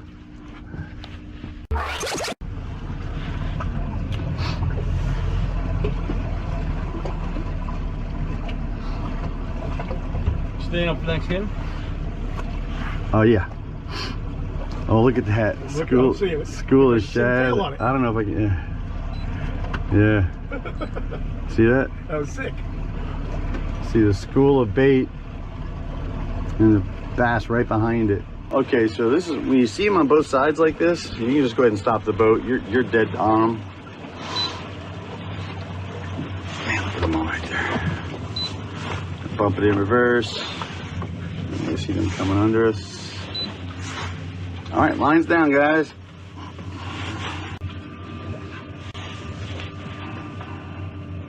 Wow. You can see the braid.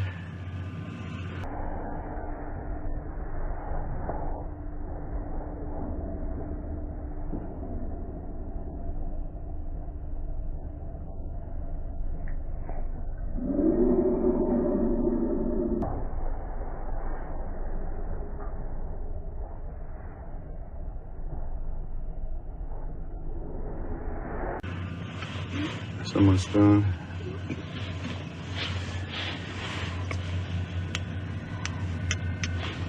Maybe the wind pushing us the other way now. Man, look at them all there. Just swimming around.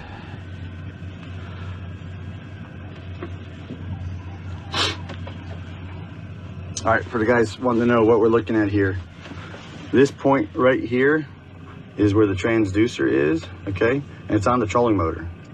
So, look at the school of shad right there. So, 10-inch remote is the boat. And you're up here on the front. Of course, I had to hit something. Look at that school of shad. They're swimming right with the boat. So, then that's the boat, our boat. Okay, right here in the bow, where that plus sign is the guy sitting up front by the trolling motor. And that's there. So, that's the boat. That's where the transducer is, right where that plus sign is, right? And you can see it looks backwards, back under the boat a little bit and out forward. And of course, the deeper you go, the more it will look back, and you can adjust that range however you want.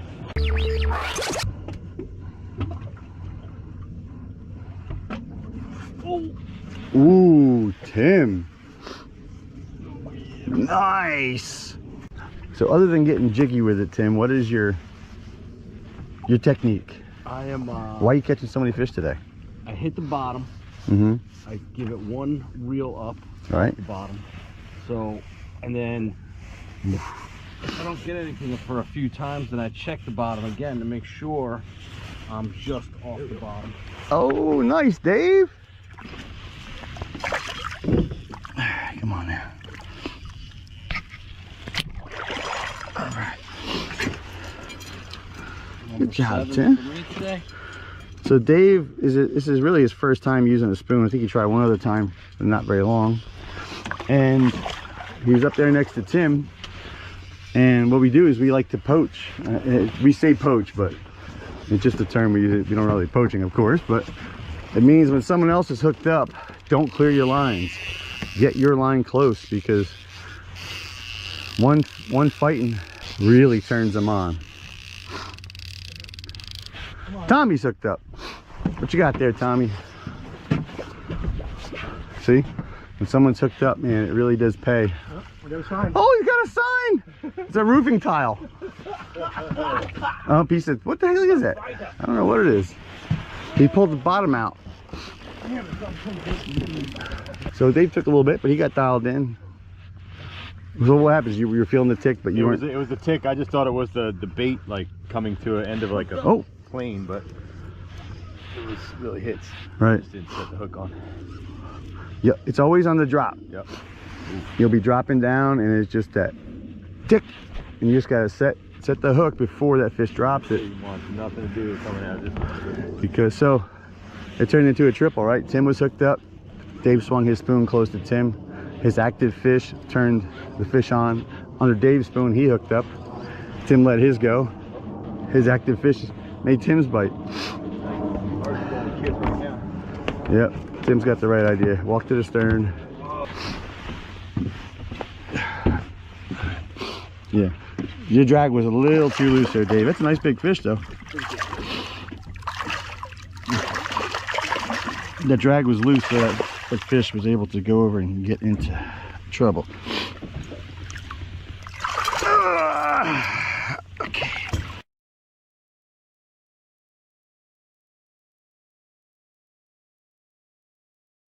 Pretty on what? The gold? We think. Look at that. Not even past the barb. You hear? Look here. See that right there? Gotta stay tight on those fish. Right?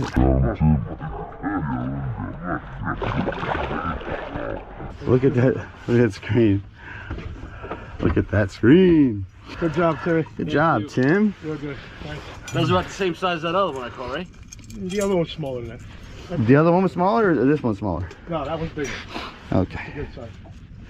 See, Tommy's too honest. The one that got away is always bigger. Not only that, but I saw it. Good job. I don't think it was bigger. Gone. Look at him going down the screen. Where's the camera? Look at him going down. He just shot down. It was so cool seeing him swim right back down. Wow. You got your Schwartz all twisted. Ah, the Schwartz is twisted. I hate it when my Schwartz gets twisted. It entered his clip. It went into the speed clip, yeah. All right. I do a trilene knot. Go through again. No, I'm gonna take the speed clip off. I'll do it real quick. So you see that, and then you just do the same thing you would do in a fisherman's knot. Again, I have the spoon hanging here. I would take that clip off, but I just want to do this real quick to show you. Do your wraps like you just would a fisherman's knot or a simple clinch, and now you go through the loop you just made, the little loop, and of course it's already wet, but cinch it all down. Okay.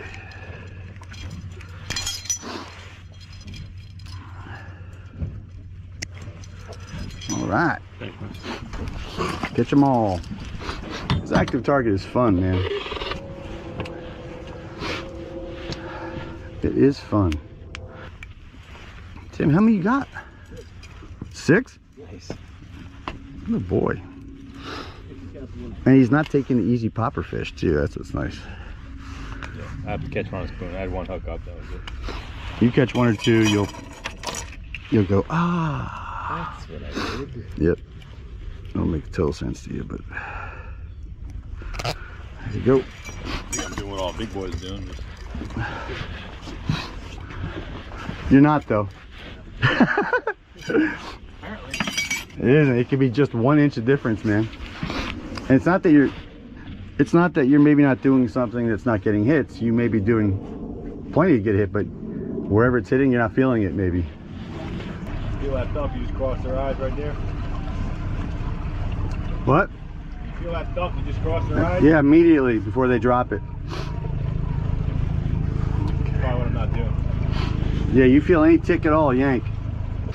All right, it took us a minute to resist, guys. There you go. Oh.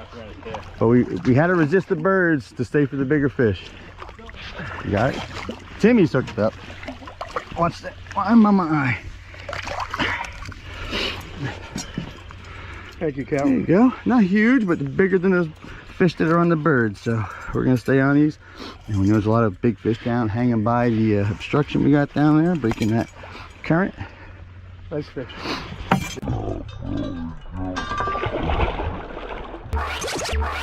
All right, kids, I'm going to show you how to set up your fish finder in just a few minutes. Super quick.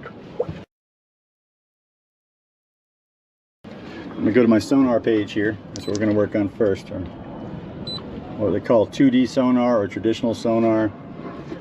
We are using a chirp transducer. Don't worry about that. The setting and the setup is the same no matter your transducer. So right away, you get on the boat, first thing you want to adjust is your color. So right over here, our color is here on an Evo 3.